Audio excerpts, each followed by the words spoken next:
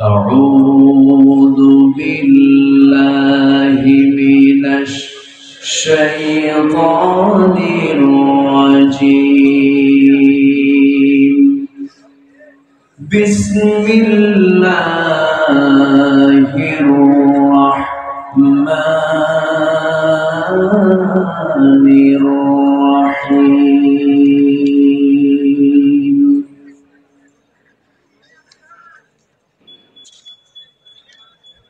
ما كان محمد أبا أحد من رجالكم ولكن رسول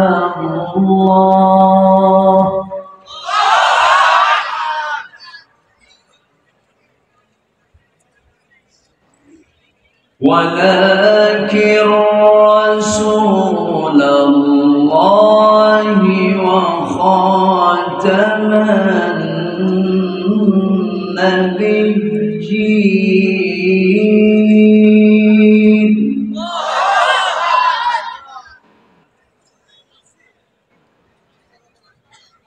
وكان الله بكل شيء عليما.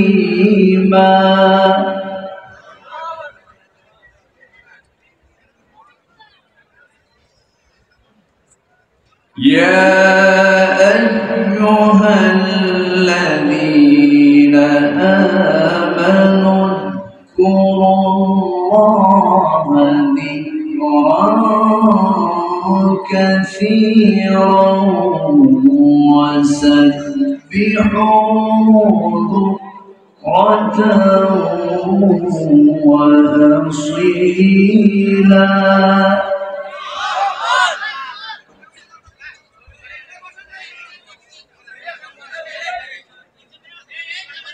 هو الذي يصلي عليهم وملائكته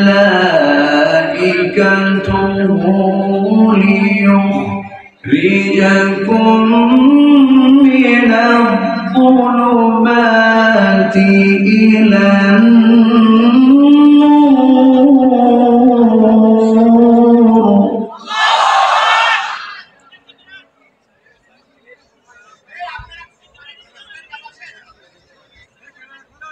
وكان بالمؤمنين رحيما.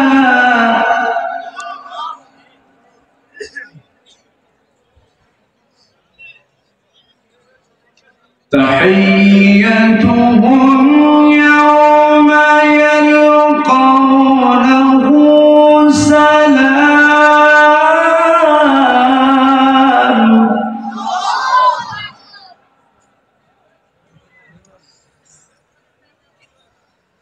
وأعد لهم أجرا كريما.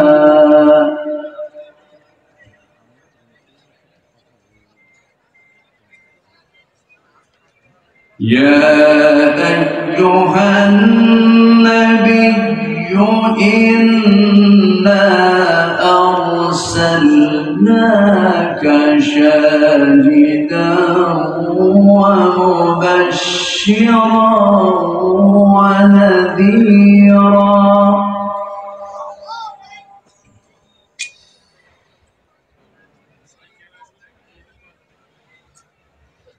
وداعيا إلى الله بإذنه وسراجا منيرا.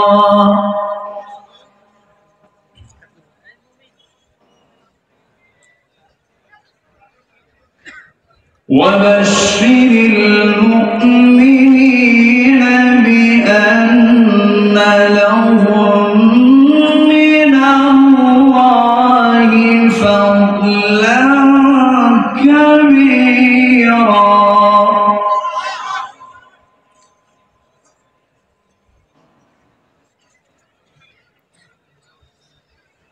ولا تطع الكافرين والمنافقين ودع أذاهم وتوكل على الله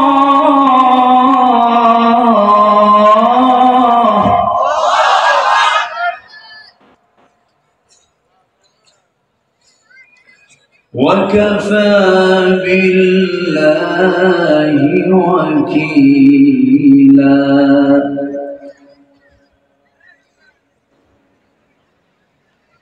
الله أكبر. بسم الله الرحمن الرحيم.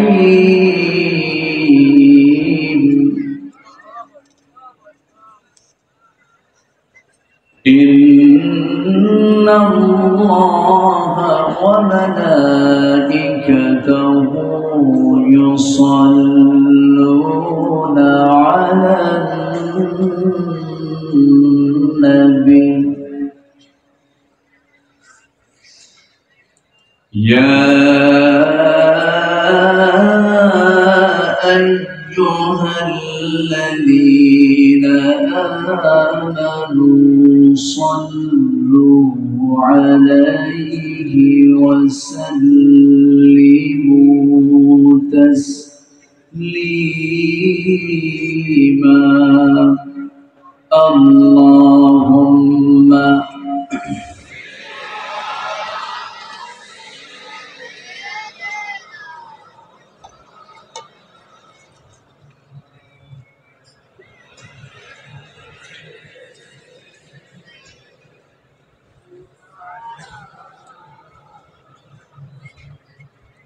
সবাই বলুন বালাগাল উলা বিকামালিহি কাশাফাত তুজা বিজামালিহি হাসনাত জামিউ খিসালিহি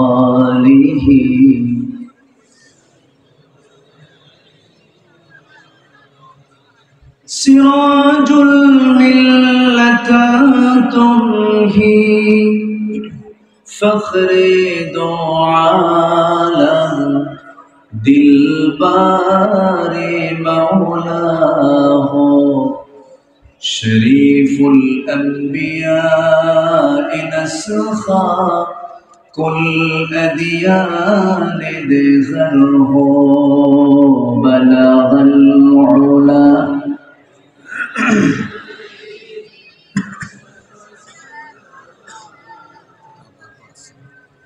حسنت جميع خصاله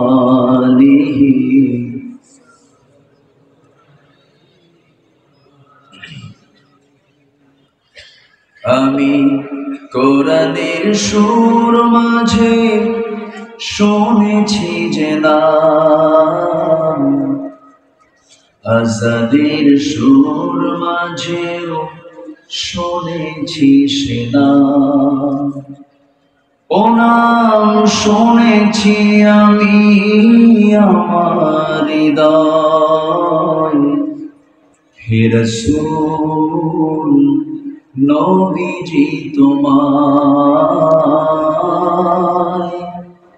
হে রাসূল নবীজি তোমায়। সবাই বলি সাল্লাল্লাহু আলাইহি ওয়াসাল্লাম।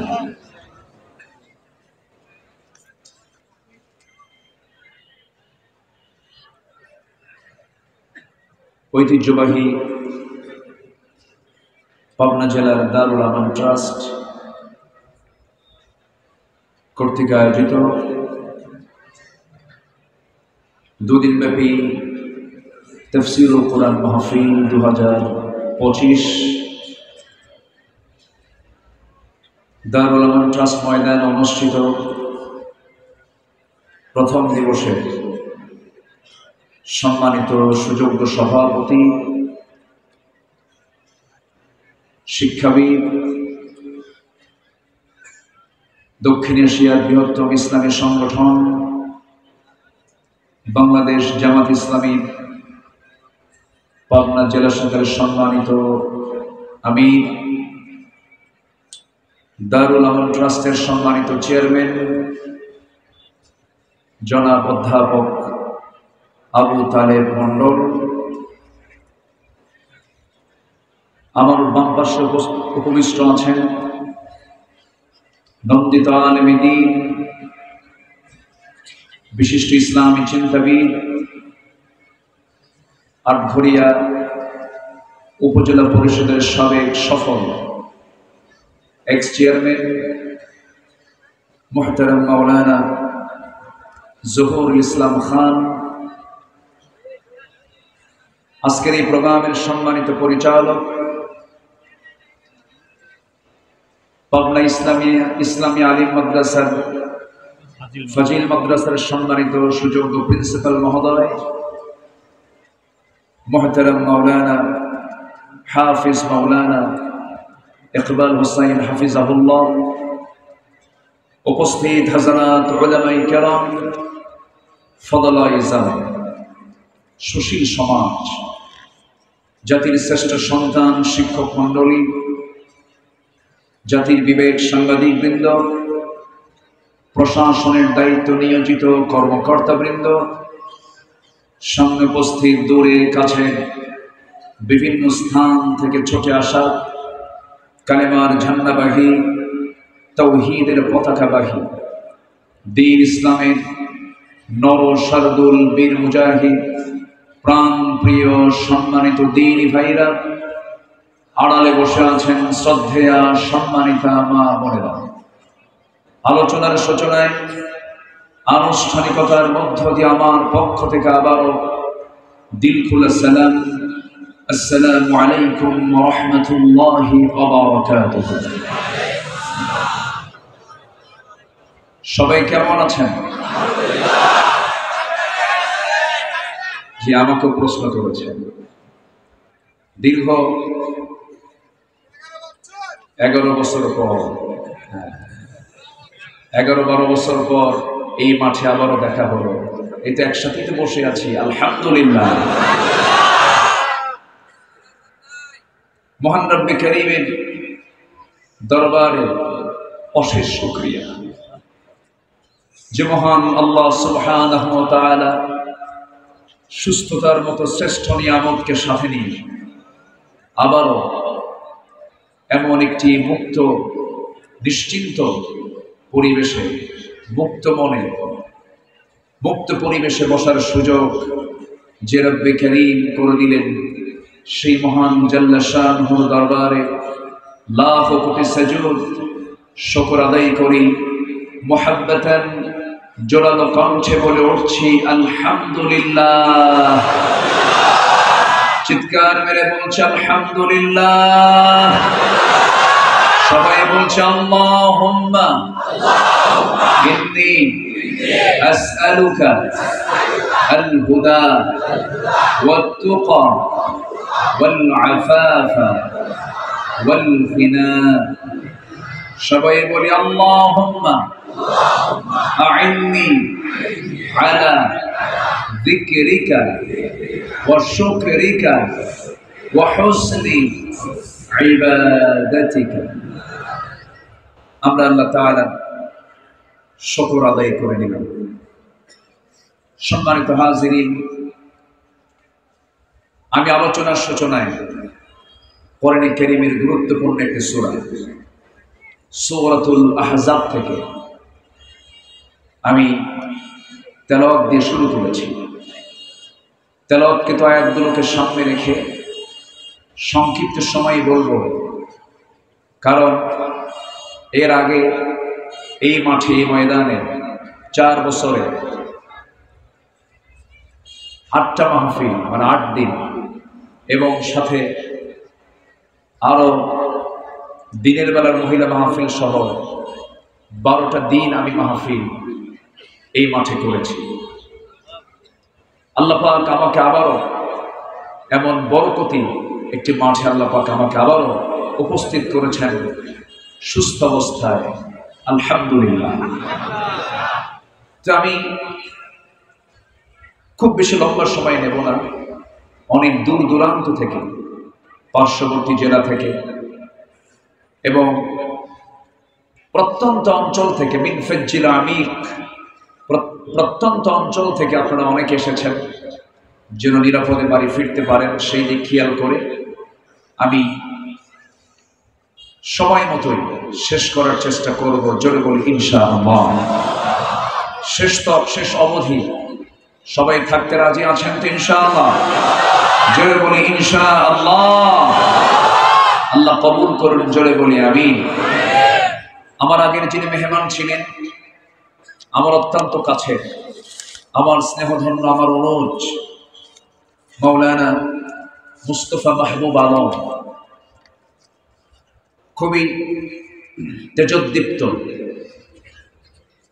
আল খুতবাতুন নারিয়া, আগুন ঝরানো বক্তব্য তিনি উপস্থাপন করেছেন। আমি তো এরকম গরম দিতে পারি না, কারণ আমার গায়ে তত শক্তিও নেই, মোটে কয়েক ছটা গোস্ত আছে। তো আমি ভাঙ্গাচুরা কিছু কথা বলবো, আমাকে সময় দেওয়া যাবে তো ইনশাআল্লাহ? আসুন আমরা মূল আলোচনার দিকে আস্তে আস্তে চলে যাচ্ছি। বলুন তো কোন সূরার নাম বলুন তো? সূরাতুল আহজাবের আমি 40 থেকে নিয়ে 48 পর্যন্ত এই কয়েকটা আয়াতে কারীম আমি তেলাওয়াত করেছি, যেখানে সম্পূর্ণ কথাগুলো এসেছে হলো আমার রাসূলকে নিয়ে, যে নবীর উপরে, যে রাসূলের উপরে এই কোরআন নাজিল হয়েছে। আল্লাহ পাক তার কিছু পরিচিতি, তার কিছু কাজ, তার কিছু দায়িত্ব আল্লাহ পাক তাকে বুঝিয়ে দিয়েছেন আয়াতগুলোর ভিতরে। হয়তো প্রতিটা আয়াতের পুরোপুরি হক আদায় করে আমি কথা বলতে পারবো না এই সংক্ষিপ্ত সময়ে, তবে চেষ্টা করব কিছু কথা বলার জন্য, ভাবার্থ তুলে ধরার জন্য। জোরে বলি ইনশাআল্লাহ। সম্মানিত হাজিরিন, আল্লাহ তাআলা যে কিতাব দিয়েছেন, এই কোরআন যদি না থাকতো, না আসতো, আমাদের সবচেয়ে প্রিয়জন যিনি, সে আল্লাহকে আমরা চিনতাম? সেই প্রিয়জনকে আমরা চিনতাম? আমি চিনেছি আল্লাহকে কোন কিতাব দিয়ে বলুন তো? কোরআন দিয়ে। আমি রাসূলকে চিনেছি কোন কিতাব দিয়ে? আমি জান্নাত জাহান্নামকে বুঝেছি কোন কিতাব দিয়ে? তাহলে এই কিতাব হচ্ছে আল্লাহ পাকের পক্ষ থেকে দেওয়া সবচেয়ে বড় একটা নিয়ামত। এটা যদি না দিতেন আমরা কিচ্ছু জানতাম না, আমরা অন্ধ হয়ে থাকতাম। এই জন্য একটা সূরা আছে, যে সূরার ভিতরে আল্লাহ পাক নিয়ামতের বহু বর্ণনা দিয়ে বান্দাকে আল্লাহ নিজেই প্রশ্ন করেছেন, বারবার একই বাক্য প্রয়োগ করে। আল্লাহ রাব্বুল আলামিন বান্দাকে একাধিকবার প্রশ্ন করেছেন, যে বাক্য দিয়ে সবাই বলুন আমার সঙ্গে ঠোঁট মিলিয়ে বলুন, ফাবিআইয়ি আলা'i রাব্বিকুমা তুকাযযিবান। কোন সূরা বলুন? কোন সূরা? আর-রাহমান। বান্দা তুমি আমার নিয়ামতের কোন কোন অবদানকে অস্বীকার করবে? এই সূরার শুরুতে আল্লাহ রাব্বুল আলামিন তার নিজের সিফাতি নাম প্রয়োগ করে আগে কোরআন নিয়ে কথা বলেছেন। আল্লাহ রাব্বুল আলামিন বলেন, আর-রাহমানু আল্লামাল কুরআনা খালাকাল ইনসানা আল্লামাহুল বায়ান। الشمس والقمر بحسبان والنجم والشجر يسجدان والسماء رفعها ووضع الميزان। জোরে বলুন আল্লাহু আকবার। সূরা ইয়াসিনে চলে যান। আল্লাহ রাব্বুল আলামিন কোরআন সম্পর্কে আগে বক্তৃতা দিয়েছেন। আগে আল্লাহ রাব্বুল আলামিন এই কিতাবের আগে পরিচয় দিয়েছেন, ইয়াসিন ওয়াল কুরআনিল হাকীম ইন্নাকা লামিনাল মুরসালিন আলা সিরাতিন মুস্তাকিম। একেবারে শুরুতে চলে যান। আল্লাহ রাব্বুল আলামিন কিতাব সম্পর্কে আগে ধারণা দিয়েছেন, এরপরে তিনি তার হুকুমগুলো দিয়েছেন। যারা পারেন সুন্দর করে ঠোঁট মিলায় বলুন, আকাশ বাতাস মুখরিত করে সবাই আওয়াজ দিয়ে বলুন, যালিকাল কিতাবু লা রাইবা فيه هدى للمتقين জয়বুল আল্লাহু আকবার। এরকম করে 114টি সূরা, অনেকগুলো সূরার শুরুতে আল্লাহ রাব্বুল আলামিন এই কিতাবের বিভিন্ন ধারণা দিয়ে তারপরে বক্তব্যের দিকে চলে গিয়েছেন, বিভিন্ন হুকুমের দিকে চলে গিয়েছেন। সম্মানিত ভাইরা, এই কিতাবকে যদি কেউ শুধু ধর্মের কিতাব মনে করে সম্পূর্ণ ভুল ধারণা। এই কিতাবকে শুধুমাত্র যদি নামাজের কিতাব মনে করে সম্পূর্ণ ভুল ধারণা। একটা কথা আমাদের কানে কয়েকদিন হলো বাজতেছে, গুরুত্বপূর্ণ একটা প্ল্যাটফর্ম থেকে একজন ব্যক্তি বলেছেন কোরআন আর রাজনীতি আলাদা। বলেছেন কিনা বলেন? ফতুয়া দেবে ফতুয়া বোর্ড, ফতুয়া দেবে যারা মুফতি, একটা বোর্ড গঠন করে তারা ফতুয়া দেবে। যিনি ইসলাম বুঝেন না, যিনি দিন বুঝেন না, তার মুখ থেকে তো এমন জাতীয় কথা বের হওয়া অপ্রত্যাশিত। আসতে বলবেন না, জোরে বলুন ঠিক কিনা। যদি কেউ বলে কোরআনের সাথে রাজনীতির কোনো সম্পর্ক নেই, তাহলে কোরআনকে অপূর্ণাঙ্গ মনে করা হলো না পূর্ণাঙ্গ মনে করা হলো? অপূর্ণাঙ্গ। কোরআন কি অপূর্ণাঙ্গ কোনো কিতাব? পূর্ণাঙ্গ একটি কিতাব। আল ইসলাম ওয়াস-সুলতান ইখওয়ানি তাওয়ামান। ইসলাম এবং রাষ্ট্র যমজ দুটি সন্তানের মতো। যদি ইসলাম থেকে রাষ্ট্রকে, রাষ্ট্র থেকে ইসলামকে যদি পৃথক করা হয়, जुदा हो दीन सियासत से तू रह जाती है चंगेजी, সেই জায়গায় বিরাজ করে হলো চেঙ্গিস খানের স্বৈরাচারী দুঃশাসন, যা 16 বছর আমরা হাড়ে হাড়ে টের পেয়েছি। আবার একই পদধ্বনি যদি আমাদের কানে আসে, এটা তো চিন্তার কারণ। আমরা 25 বছর দেখেছি, কেউ 25 বছর চালিয়েছেন, কেউ 16 বছরে দেশ চালিয়েছেন, কেউ 9 বছর দেশ চালিয়েছেন, মাঝখান দিয়া কেয়ারটেকার গভর্নমেন্টটা চালিয়েছেন কয়েক বছর। সব দেখা শেষ। আগামীর দেশ আমরা দেখতে চাই কোরআনের দেশ, ইসলামের দেশ। রাজি আছেন কারা কারা? হাত উঁচু করে দেখান মুসলমান।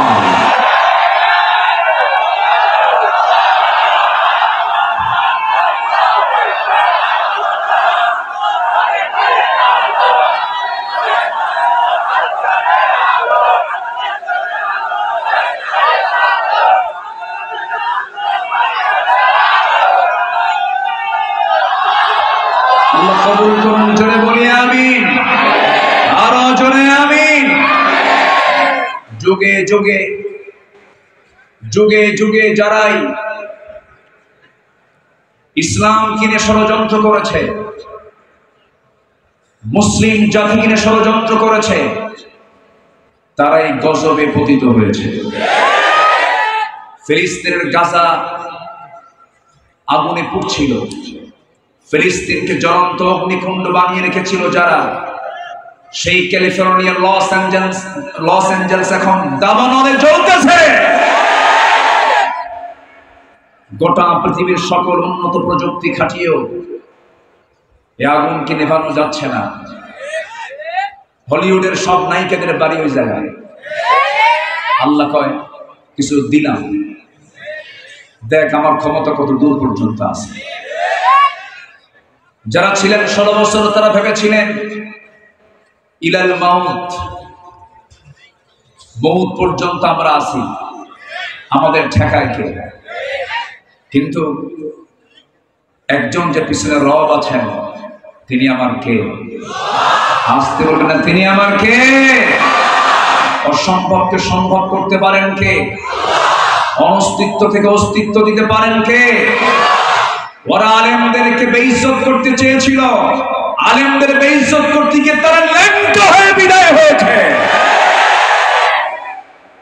তাদের অস্তিত্ব না। এখন তারা ফেরেশতার মতো। ফেরেশতাও দেখা যায় না, ওদেরকেও দেখা যায় না।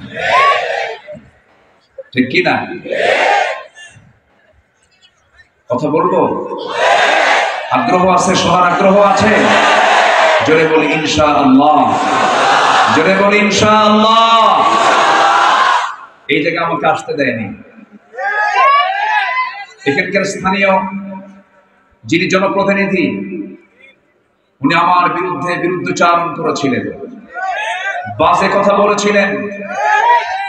পাবনার দই বাজারে একটা মাহফিল ছিল আমার, 2015 সালে আমাকে লক্ষ্য করে গুলি করা হয়েছে, মঞ্চ আগুন ধরিয়ে দেওয়া হয়েছে। যারা কোরআন মঞ্চ আগুন জ্বালায় দেয় তারা কোনদিন বৈধ সন্তান হতে পারে না।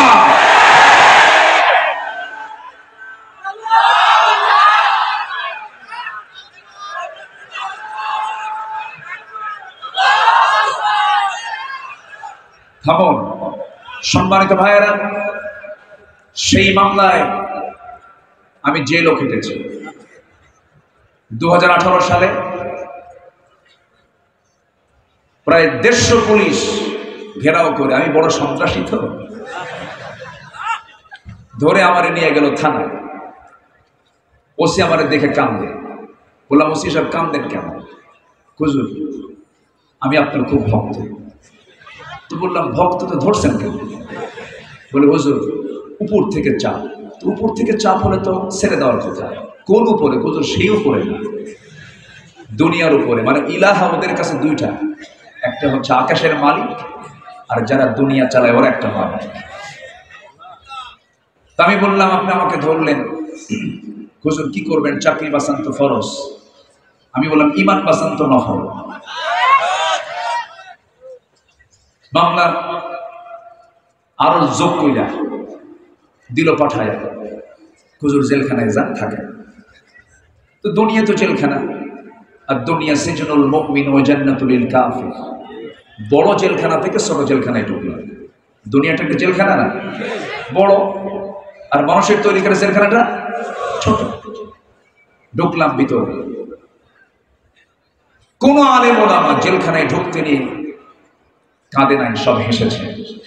ঠিক কিনা বলেন? মনের তৃপ্তি আছে না নাই বলেন তো? আমি তো চুরি করি নাই, আমি কাঁদবো কেন? ঢুকলাম ভিতরে, আমারে দেখেই 85 বছরের এক বুড়া চাচা সালাম দিয়ে বলে, হুজুর আপনি জেলখানায় ঢুকছেন, খুব খুশি হলাম। আমি বললাম, খুশি হলেন কেন? হুজুর মাহফিলে যাই, দেখা হয় না, মুসাফা হয় না, একটু আলিঙ্গন করবো তাও হয় না, একটু দোয়া নেবো, ঝাড়ফুঁক নেবো তাও হয় না। এই চান্স কি আর আসে কোনোদিন? দোয়া করি আপনি ভিতরেই থাকেন। তো ভিতরে ঢুকলাম, তো চাচাকে বললাম, চাচা এই 85 বছরের বয়সের নাতি পুতি তুই আপনি জেলখানে, আপনি কোন আকাম করছেন? তো বলল, বাবা বোমা হামলা, বোমা হামলা। আমি নাকি বোমা হামলা করেছি? বলুন তো 85 বছরের বুড়োর হাতে যদি বোমা তুলে দেওয়া হয়, উনি কি লক্ষ্য স্থানে মারবেন না নিজের মাথার উপরে পড়বে? এই ছিল 16 বছর। সম্মানিত বন্ধুগণ, আল্লামা সাঈদীর কথা কে না জানেন? আমার ডান পাশে যিনি বসে আছেন কেঁদেই ফেলেছি। 2009 সালে আমার জীবনের প্রথম হজের সফর। ওই বছরে আল্লামা সাঈদ রাহিমাহুল্লাহ রয়্যাল গেস্ট হয়ে উনি তার জীবনের শেষ হজটা করেছেন 2009 সালে। 2010-এর 10 ফেব্রুয়ারি এবং 11 ফেব্রুয়ারি এখানে তিনি মাহফিল করেছেন, লাস্ট মাহফিলটা। তো হজে যখন গেলেন, সবাই মিলে আমরা তাকে বললাম, হুজুর দেশের অবস্থা খুব খারাপ, মামলা চলছে, প্রস্তুতি চলছে, গ্রেফতার হচ্ছে, ট্রাইব্যুনাল গঠন হয়েছে, আপনি দেশে ফিরলি আপনাকে ধরে ফেলবে। উনি মুস্কি হাসি মেরে বললেন, সাঈদী পালায়া থাকার মানুষ না। আল্লাহু আকবার করবেন না? আমার দেশ, আমার জনগণ মানবেতর জীবন যাপন করবে, মাজলুম থাকবে, আর আমি আরামে ঘুমাবো? এই শিক্ষা আমার রাসূল দেন নাই। উনি ফিরে এসেছেন, ঠিকই জেলখানায় ঢুকেছেন, জীবনের শেষ বিদায়টা দিয়েছেন কান্না দিয়ে না হাসি দিয়ে?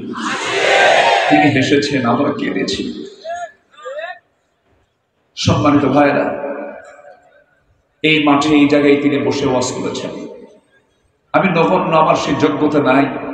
আমি তো জানি আমার ইলম কদ্দুর, আমার কোন ইলম কালাম নাই। লা ইলমা লানা ইল্লা মা আল্লামতানা।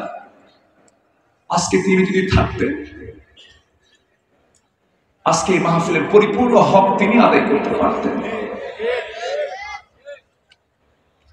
যার মাহফিলে প্রথম দিন যত লোক হয়, দ্বিতীয় দিন আরো বেশি লোক হয়, তৃতীয় দিন আরো বেশি লোক হয়, চতুর্থ দিন আরো বেশি লোক হয়। কি এক বক্তৃতার জাদুঘর তিনি ছিলেন। আমরা শুধু তাফসীর মাহফিলে এই প্ল্যাটফর্ম থেকে প্রথমে তার জন্য দোয়া করে, আল্লাহ তুমি তার কবরটাকে জান্নাতের নূর দিয়ে মুনাফফার করে দাও। আরেকটা দাবি,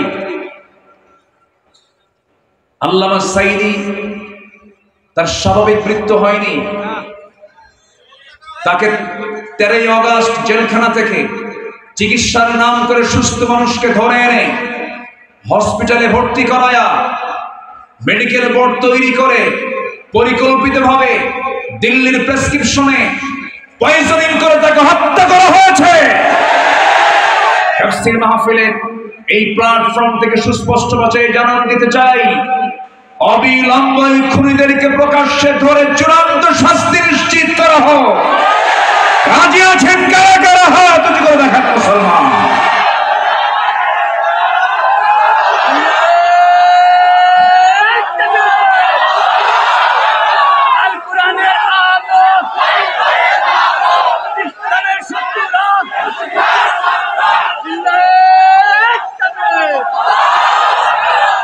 আল্লাহ কবুল করুন, জোরে বলি আমিন। পূর্ব আকাশে সূর্য উদয় যেমন সত্য, আমার বিশ্বাস এই সবুজ ভূখণ্ড 55,000 বর্গ মাইলের এই সোনার বাংলাদেশে ইসলামী হুকুমত কায়েম হওয়া তেমনই সত্য। কারণ শহীদের রক্ত এই জমিনে ঝরেছে। এটা হচ্ছে তার বড় ইতিবাচক দিক। এদেশের মানুষ শহীদ হওয়া শিখেছে, শহীদ হতে প্রস্তুত। এমন একটি উর্বর জমিন এখন বাংলার জমিন। আলহামদুলিল্লাহ, জোরে বলি আলহামদুলিল্লাহ। সম্মানিত ভাইয়েরা, অনেক কথাই তো আছে, এক রাতেই তো আমাকে শেষ করতে হচ্ছে। আসুন না আমরা সেই আলোচনার ধারার দিকে আস্তে আস্তে চলে যাই।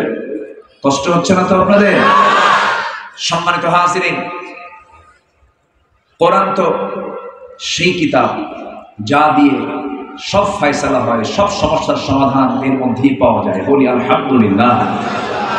আজকে আমি সারাদিন ফিকির করছিলাম কি বিষয় নিয়ে কথা বলা যায়। বহুদিন পরে যাচ্ছি তো সূরা আহজাবকে আমি মাথায় নিয়েছি। সম্মানিত ভাইয়েরা, এটা এমন একটা কিতাব, আমি কাতার থেকে বছর 2 আগে দোহা টু ঢাকা বিমানে চড়লাম, বিমানে উঠলাম। 36,000 ফিট উপরে তখন বিমান। নিচের দিকে তাকায় দেখি জমিন তো দেখা যায় না, সূর্যের কিরণে কিছু মেঘ, বিশাল মেঘের স্তূপ, মাইলকে মাইল, চোখ আর পাচ্ছে না, এত দূর পর্যন্ত মেঘের এই মেঘমালাগুলো ঝুলে আছে সূর্যের নিচে। তা আমি ভাবলাম যে এগুলো কেমন করে থাকে, এর কি ওজন আছে নাকি? আমার এই ধারণা ছিল না যেটা রিয়ালি ওজন আছে কিনা। একটু সার্চ দিয়ে দেখলাম, না, কিউমুলিনুম্বাস নামক কিছু মেঘমালা আছে যাদের ওজন 10 লক্ষ টন পর্যন্ত। তো ভাবলাম, আল্লাহ তুমি কি তোমার কালামে এই কথাগুলো বলেছ? আমি একটু চিন্তা করলাম, সূরা রাদের দিকে চলে গেলাম। রাদ মানে হলো বজ্রপাত। আল্লাহ রাব্বুল আলামিন এই সূরার 12 নম্বর আয়াতে বলছেন, হুয়াল্লাযী ইউরিকুমুল বারকা খাওফান ওয়া তামআন ওয়া ইউনশিস সাহাবাস সিকাল। জোরে বলুন আল্লাহু আকবার। তিনি বলছেন, তিনি সেই মহান রব যিনি আকাশে মেঘমালাকে ঝুলিয়ে রেখেছেন, যে মেঘমালাগুলো ওজনওয়ালা মেঘমালা। আল্লাহ রাব্বুল আলামিন কোন মেঘমালাকে কখনো জমিনে ফেলে দিয়েছেন নাকি? ফেলে দেন নাই। যদি মাঝে মাঝে মেঘমালাগুলো যদি খণ্ড হয়ে যদি ভেঙে পড়তো, মানুষ কি বিল্ডিং বানাতে নাকি? মাঝে মাঝে বিশাল বড় দুর্ঘটনা ঘটে যেত। তাহলে এখন বলুন, কোরআন শুধু যদি ধর্মীয় কিতাব হতো, নভমণ্ডল নিয়ে, মেঘমালা নিয়ে, আবহাওয়া বিজ্ঞান নিয়ে, মেটেরোলজিক্যাল সায়েন্স নিয়ে কোরআন কেমনে কথা বলে? কোরআন তো শুধু সাধারণ ধর্মীয় কোনো কিতাব নয়। আমার বন্ধুগণ, একটু মনোযোগ দিন, একটা তথ্য দিই, মূল আলোচনার দিকে আস্তে আস্তে চলে যাব। আমার বন্ধুগণ, আমরা যে স্থলভাগে বসবাস করি, স্থলভাগ বেশি না জলভাগ বেশি? স্থলভাগ না জলভাগ? জলভাগটাই বেশি। আমরা মানে ভূখণ্ডে আমরা আর কতটুকুই থাকি। সবচেয়ে বেশি প্রাণীর বিচরণ হলো সাগরে, সমুদ্রে। একটা হিমালয় সমুদ্রে একদম ইজিলি ঢুকে যাবে, ডুবে যাবে। একটা হিমালয় প্রশান্তে ডুবে যাবে। আল্লাহু আকবার।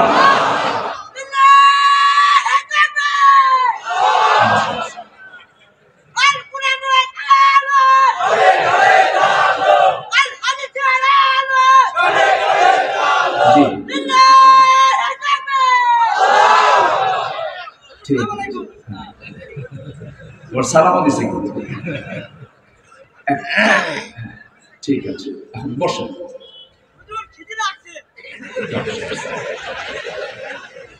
হেমায়তপুর তো কাছেই, তাই না? আচ্ছা ঠিক আছে, জি একটু, হ্যাঁ হ্যাঁ ঠিক আছে, ওকে একটু পাঠায়। আমার সঙ্গে এদের খুব মিল আছে, বুঝলেন? সেদিন এক মাহফিলে এরকম এক অটিস্টিক প্রতিবন্ধী সোজা কেমনে যে টের পাইছে, কেউ দেখতো মানে কেউ দেখেও না। এক প্রতিবন্ধী এসে একদম সোজা মঞ্চে এসে চেয়ারে বসে গেছে। দেখেন না আপনারা? দেখেন না? চলো, হ্যাঁ বসে গেছে। তো যাই হোক, এই প্রতিবন্ধী যারা, তাদেরকে কখনো ধমক দিবেন না, কখনো না। বিশেষ করে প্রতিবন্ধী বাবা যারা, এই অটিস্টিক, এদের যারা বাবা মা, অনেক সময় ধৈর্যের চ্যুতি ঘটে, ধৈর্যচ্যুতি হয়ে যায়। কখনো না। আল্লাহর মাখলুক, আল্লাহর সৃষ্টি, আপনার জন্য পরীক্ষা, কখনো অসম্মান করা যাবে। সম্মানিত ভাই, তাহলে স্থলভাগ বেশি না জলভাগ বেশি? শুধু বেশি না অনেক বেশি? অনেক বেশি। আল্লাহ রাব্বুল আলামিন সমুদ্র বিজ্ঞান নিয়ে কথা বলেছেন, সমুদ্র জগৎ নিয়ে কথা বলেছেন।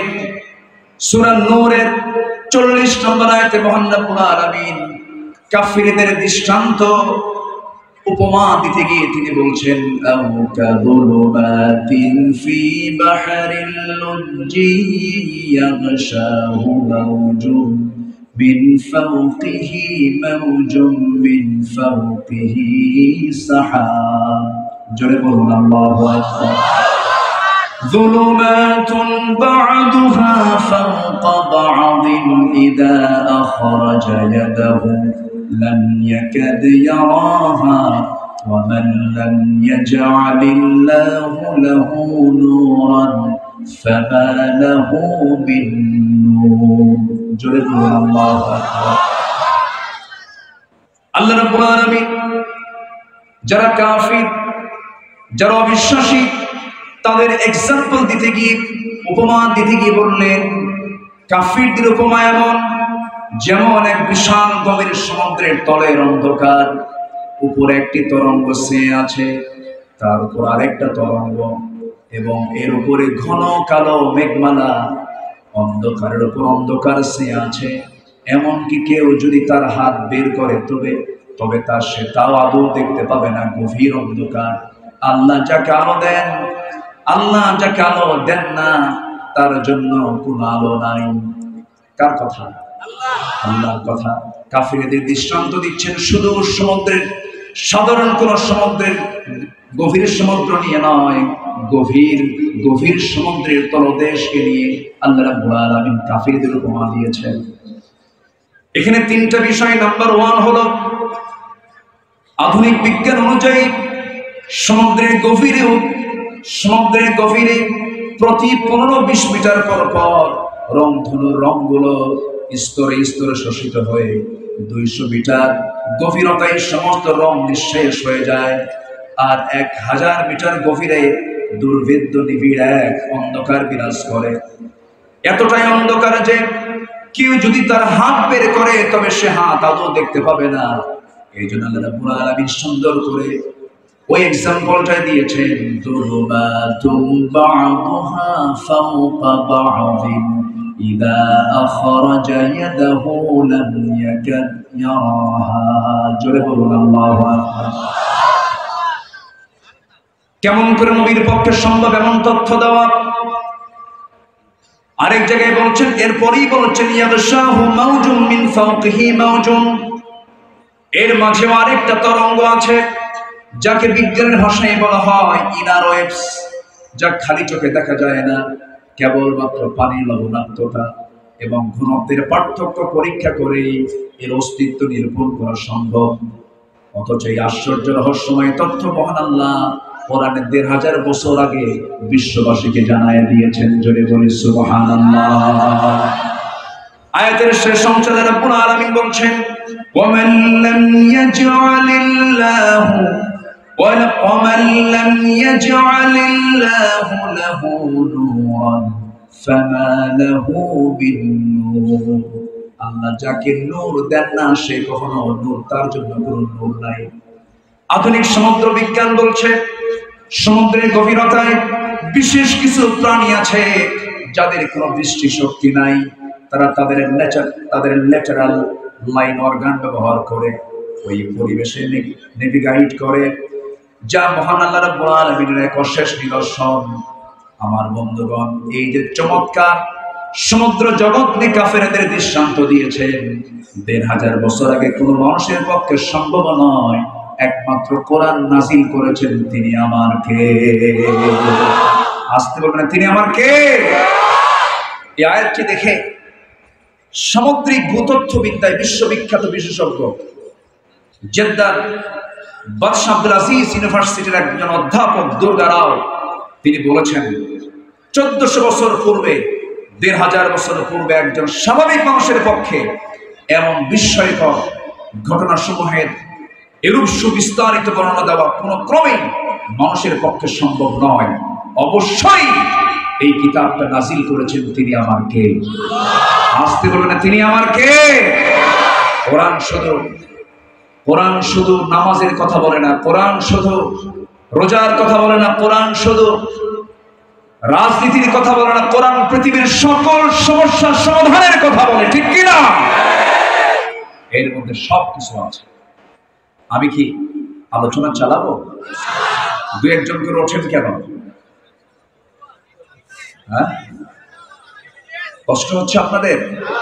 আলোচনা একটু চালাই, আমাকে সুযোগ দেন। আপনি যদি ওঠেন আমি তো আলোচনা হারিয়ে ফেলবো। ফজর নামাজ পড়ে যাবেন? যাক, কিছু লোক এরকমও পাইছে। বলি আলহামদুলিল্লাহ, জোরে বলি আলহামদুলিল্লাহ, যে এই হাজার হাজার মানুষের ভিতরে কিছুটা হাজত থাকতেই পারে। অনেক আগে বসেছেন, অনেকে উঠছেন, কিন্তু আমি চাবো, আমার রেসপেক্ট হচ্ছে সবাইকে নিয়ে শেষ পর্যন্ত থেকে এই যে মজলুম লোকগুলো দুনিয়া থেকে বিদায় নিলেন, তাদের জন্য একটু দোয়া করার দরকার কি আছে না ভাই? আসতে বলবেন না, আছে না ভাই? আচ্ছা, তাদের জন্য দোয়া হলো, আমার জন্য দোয়া হলো। সবাই বসো, একটু আমরা সময় নিয়ে আমি 10টা পয়েন্ট আমি একটু কথা বলবো। জোরে বলি ইনশাআল্লাহ, জোরে বলি ইনশাআল্লাহ। রাসূলের আদর্শে আখিরাতের পথ এবং পাথেয়। মূলত আমরা এই দুনিয়াতে এসেছি, কিন্তু আমাদের মূল জায়গা কি দুনিয়া না আখিরাত? আসতে বলবেন না, দুনিয়া না আখিরাত? আখিরাতকে ভালো করার জন্য দুনিয়াতে কিছু কাজ করে যেতে হবে, এবং সেই কাজের জন্য যিনি আমাদের মডেল তিনি হচ্ছেন মুহাম্মদুর রাসূলুল্লাহ। মুহাম্মদুর রাসূলুল্লাহ। আল্লাহ রাব্বুল আলামিন বলেন, লাকাদ কানা লাকুম ফি রাসূলিল্লাহি উসওয়াতুন হাসানাতুন লিমান কানা ইয়ারজুল্লাহা ওয়াল ইয়াওমাল আখির وذكر الله كثيرا জোরে বলুন আল্লাহু আকবার। সূরাতুল আহজাব 21 নম্বর আয়াত আল্লাহ রাব্বুল আলামিন বলেন তোমাদের জন্য রাসূলের মধ্যে রয়েছে চমৎকার আদর্শ, যারা আল্লাহ এবং আখিরাতের প্রতি যারা আশা রাখে, আল্লাহকে যারা বেশি স্মরণ করে তাদের জন্যই রয়েছে তার মধ্যে আদর্শ। অতএব আদর্শ খোঁজার জন্য 1000 জন খুঁজবো না, একজনকে খুঁজবো। বলেন একজন, তিনি কে? মুহাম্মদুর রাসূলুল্লাহ। মুহাম্মদুর রাসূলুল্লাহ। রাসূল হচ্ছেন আমার মডেল। আমার দেশে নবীকে মডেল না বানায়া অন্য কোন নেতাকে মডেল মনে করে এমন দল আমার দেশে আছে না নাই? আসতে বলবেন না, আছে না নাই? অনেকে বলে আমি অমোঘ চেতনায় বিশ্বাসী। এখন তো আবার বিভিন্ন কথা আমাদের কানে আসছে। এই থামেন, আমারই গতি দেন, জি আমার একটু বলতে দেন। সম্মানিত বন্ধুগণ, আমি যখন কবরস্থ হব আমাকে রেখে আসা হবে কি বলে? বিসমিল্লাহি ওয়া আলা, বলুন বলুন, বিসমিল্লাহি ওয়া আলা মিল্লাতি রাসূলিল্লাহ। যদি কেউ রাসূলের মিল্লাতে না যেতে চান, বিসমিল্লাহি ওয়া আলা মিল্লাতি লেনিন, কার্ল মার্কস, মাও সেতুং, এটা বলি তাকে বিদায় করতে হবে। একটা আছে ইনু, ওই যে নদীর ওই পার, এটা তো এখন ভিতরে মনে হয় এটা গেছে। এখন তো আর দেখেন কোন জঙ্গি নাটক কিন্তু আর নাই। কোথাও কি শুনছেন এরকম অমুক জায়গায় জঙ্গি অভিযান চালিয়ে এতগুলো অস্ত্র, জঙ্গি বই, জিহাদি বই সহ এত লোককে সেখান থেকে গ্রেফতার করা হয়েছে? এমন কোন নাটক কি 5 মাসে আছে? সেই নাটকের নাট্যকারও দেশে নাই, জয়েন্ট যারা নাট্যকার, সহকারী নাট্যকার তারাও নাই। এই জন্য 5 মাসে আর এগুলো কিছু শোনা যাচ্ছে না। এর জয়েন্ট নাট্যকার ছিল হলো এই যে ইনু একটা, ও কিছু হইলেই জঙ্গি শব্দটা তুলত। সম্মানিত বন্ধুগণ, ওরা ভেবেছিল এই দেশ থেকে ইসলামকে নির্মূল করতে। ইসলাম কারো বাবার না, ইসলাম কার? আসতে বলবেন না, ইসলাম কার? ইসলাম ছিল, আছে, তুমি থাকবে। আল্লামা সাইদের কি সুন্দর কথা, 25 বছর আগে কি বললেন। আপনারা কি মনে করেন জানি না, আমি তো মনে করি উনি একজন বড় আল্লাহওয়ালা মানুষ ছিলেন। আপনারা মনে করেন কিনা? 25 বছর আগের কথা। গোড়ায় ঝাঁকি দেব, গোড়ায় নাড়া দেব, মামু বাড়ি দিল্লি গিয়ে পড়বা। সোজা কোথায় গিয়ে পড়ছে? কোথায় গিয়ে পড়ছে? এমন একটি সময় আসবে পালানোর জন্য একটি ইঁদুরের গর্ত খুঁজে পাবা না। বিচারপতি মানিক, কালা কালা তো আল্লাহ বানাবে। এই মানিক রে বিছানা দেয় নাই। সিলেটবাসীকে ধন্যবাদ, কলার পাতা দিয়েছিল। পরের দিন কোর্টের হাজিরা, কোর্টে তুলতে নিয়ে সিলেটবাসী খুব ভালো আপ্যায়ন করেছে। একদম 2 বিছে আউট করে খাসি বানায় দিয়েছে। যা কি কথা বোঝেন নাই? কথা বোঝেন নাই? নেত্রী হেলিকপ্টার অপেক্ষা করছেন, দরবেশকে নিয়ে যাবেন। দরবেশ নাই। কয়েকদিন পর তার মুখের দাড়িও নাই, মাথার চুল কালো, পাঞ্জাবি খুইলা গেঞ্জি পড়ছে, পাজামা খুলে লুঙ্গি পড়ছে, যেন তারা কেউ না আসেনি। আবার ভুল করে নৌকায় চড়ছে। ভুল করে কই চড়ছে? নৌকায় চড়ে কি আর পার পেতে পারে? কোস্টগার্ড ধরে ফেলেছে। সাথে ছিল আইনমন্ত্রী। আইনমন্ত্রীকে কোস্টগার্ড বলে, স্যার আপনাকে চিনছি, আমি থানায় চলেন। আইনমন্ত্রীকে, আমি কি একা আসছি? আমি তো জামাতের সাথে আসছি। কিসের সাথে? উপায় নাই তো। কে? কই যে বসে আছে মাথা, ওই যে বসে আছে, মাথার চুল কালো, মুখে দাড়িও নাই, লোকটা গেঞ্জি পরা, লুঙ্গি পরা, লোকটা কে ভালো করে দেখো, ওটাই দরবেশ। ওরা চেয়েছিল আলেমদেরকে বেইজ্জত করতে, আল্লাহ ওদেরকে লাঞ্ছিত করে ছেড়েছেন। কত কথা বলবো, বহু কথাই তো রয়ে আছে। বলি বলি বলি জোরে বলি ইনশাআল্লাহ। দিন এসেছে আমাদের, এক মাকে শীত যায় না তো। ওরা ভেবেছিল মা আর আসবে না। সম্মানিত বন্ধুগণ, তাহলে সব আদর্শ মাইনাস, আমার আদর্শ একজন, তিনি কে? মুহাম্মাদুর রাসূলুল্লাহ। মুহাম্মাদুর রাসূলুল্লাহ, সেই নবীজির চারিত্রিক সনদ পৃথিবীর কেউ দেয়নি, দিয়েছেন কে? আল্লাহ রাব্বুল আলামিন তার চারিত্রিক সনদ নিজেই দিয়ে বলছেন, নুন ওয়াল কলমি ওয়া মা ইয়াসতুরুনা মা আনতা বিনি'মাতি রাব্বিকা বিমাজনুনিন ওয়া ইন্না লাকা লাআজরান গায়রা মামনুনিন ওয়া ইন্নাকা লাআলা খুলুকিন আযীম। জোরে বলুন আল্লাহু আকবার। কবি বলেন, তিনি ছিলেন যেন সেই মুষলধারা বৃষ্টি, ঝরে পড়ে ধরা মাঝে এক মহাবিস্ময় সৃষ্টি। তার বিন্দু অঞ্জলেস্কল এক অপার মহাতৃপ্তি, জীবন সিক্ত করে প্রশান্তি ধারার মহাদীপ্তি। জোরে বলে সুবহানাল্লাহ। আমার নবীর চারিত্রিক সনদ পৃথিবীর কেউ দেয় না, রাসূলকে আল্লাহ পাক নিজে তাকে দান করেছেন। সুইডিশ একাডেমির প্রয়োজন নাই, আমাদের দুনিয়ার কোন একাডেমি থেকে পুরস্কার পাওয়ার প্রয়োজন নাই। আমাদের প্রয়োজন পুরস্কার পাওয়া দরকার কার? দরবার থেকে।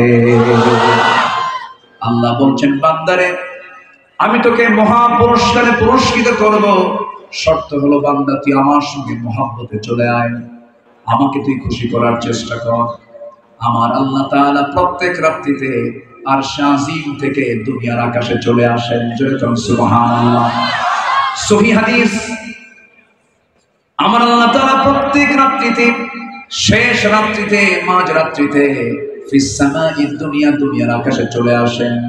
এসে বলেন, আলা বিল মুস্তাগফিরিন ফাগফির লাহ, কোন ক্ষমা প্রার্থী আছো আমার কাছে ক্ষমা চাবে, আমি তাকে ক্ষমা করে দেব। আমার বন্ধুগণ, আমার আল্লাহ তাআলা আমাকে এত বেশি ভালোবাসেন, সাত আকাশ কোথায়, প্রথম আকাশ কোথায়, কত দূর থেকে প্রত্যেক রাত্রিতে আমার আল্লাহ আমাকে মাফ করার জন্য আসেন। আমরা যে দুনিয়াতে বসে আছি, এই দুনিয়া থেকে এই আসমান যদিও দেখতে পাচ্ছি, কিন্তু আসমান থেকে শুধু দূরে না, আমাদের দৃষ্টিতে অনেক দূরে। অনেক দূরে। কেউ কি গিয়েছে নাকি? যেতে পেরেছে নাকি? যাওয়া সম্ভব নাকি? সম্ভব না। আমার বন্ধুগণ,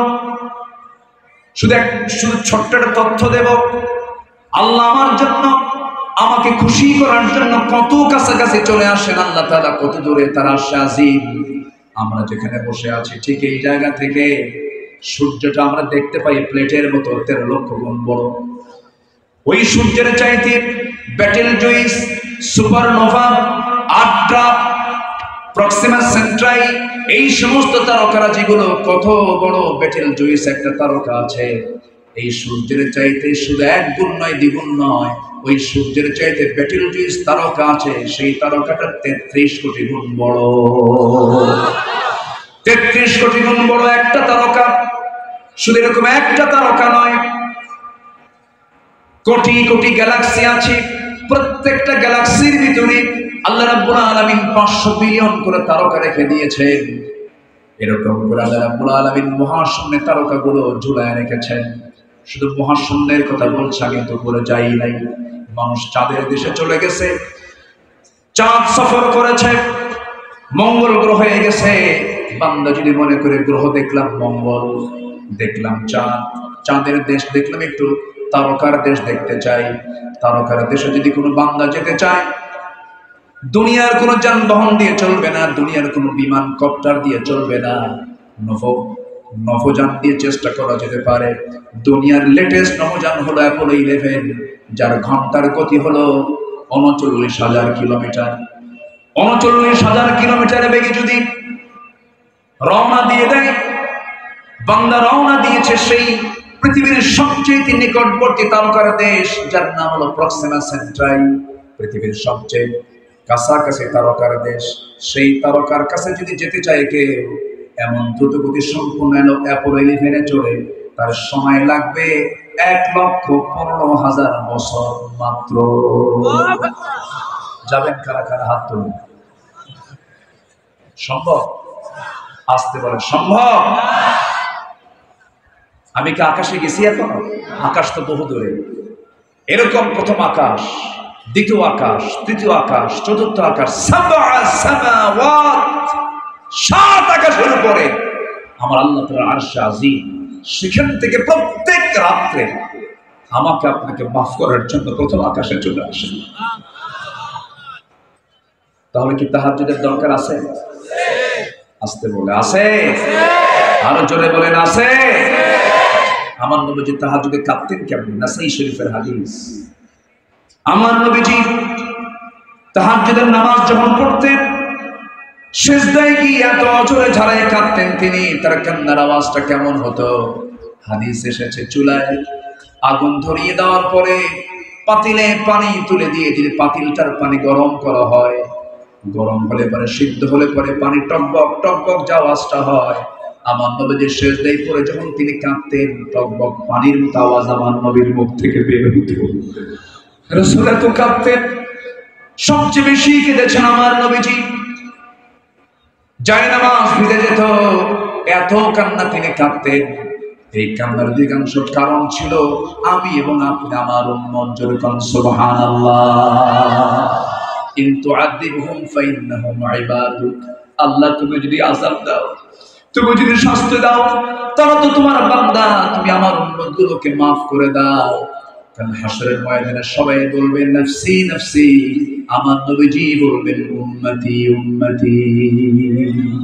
এই জন্য আদর্শ মডেল দরকার একজন ব্যক্তির, মুহাম্মদ সাল্লাল্লাহু। যে নেতাকে আমি কবরে পাবো, যে নেতাকে আমি মিজানে পাবো, যে নেতাকে আমি পুলসিরাতে পাবো, যে নেতাকে আমি হাউজে কাউসারে পাবো, যে নেতাকে আমি কাল হাশরের ময়দানে পাবো, সেই নেতাকে নেতা না বানায়া দুনিয়ার উল্লুক ভাল্লুককে নেতা বানাবেন, কিয়ামতের দিন মুসিবতে পড়ে যাবে। অতএব আমার আপনার জন্য আজকে সিদ্ধান্ত হলো, আমরা দল করবো নবীর দল, দল করবো আল্লাহর দল। সবাই রাজি আছেন? আল্লাহ কবুল করুন, জোরে বলি আমিন। আমার ভাইয়েরা, অনেক লম্বা কথা। রাসূলের আদর্শে আখিরাতের পথ এবং পথেও 10টি পয়েন্ট আমি কথা বলতে চাই। নাম্বার 1 হলো আমার নবীজির যে আদর্শের, যে আখিরাতের পথ এবং পথেও নাম্বার 1 হলো নবীজির ভিতরে তাওহীদের পথে দৃঢ়তা এবং একনিষ্ঠতা ছিল।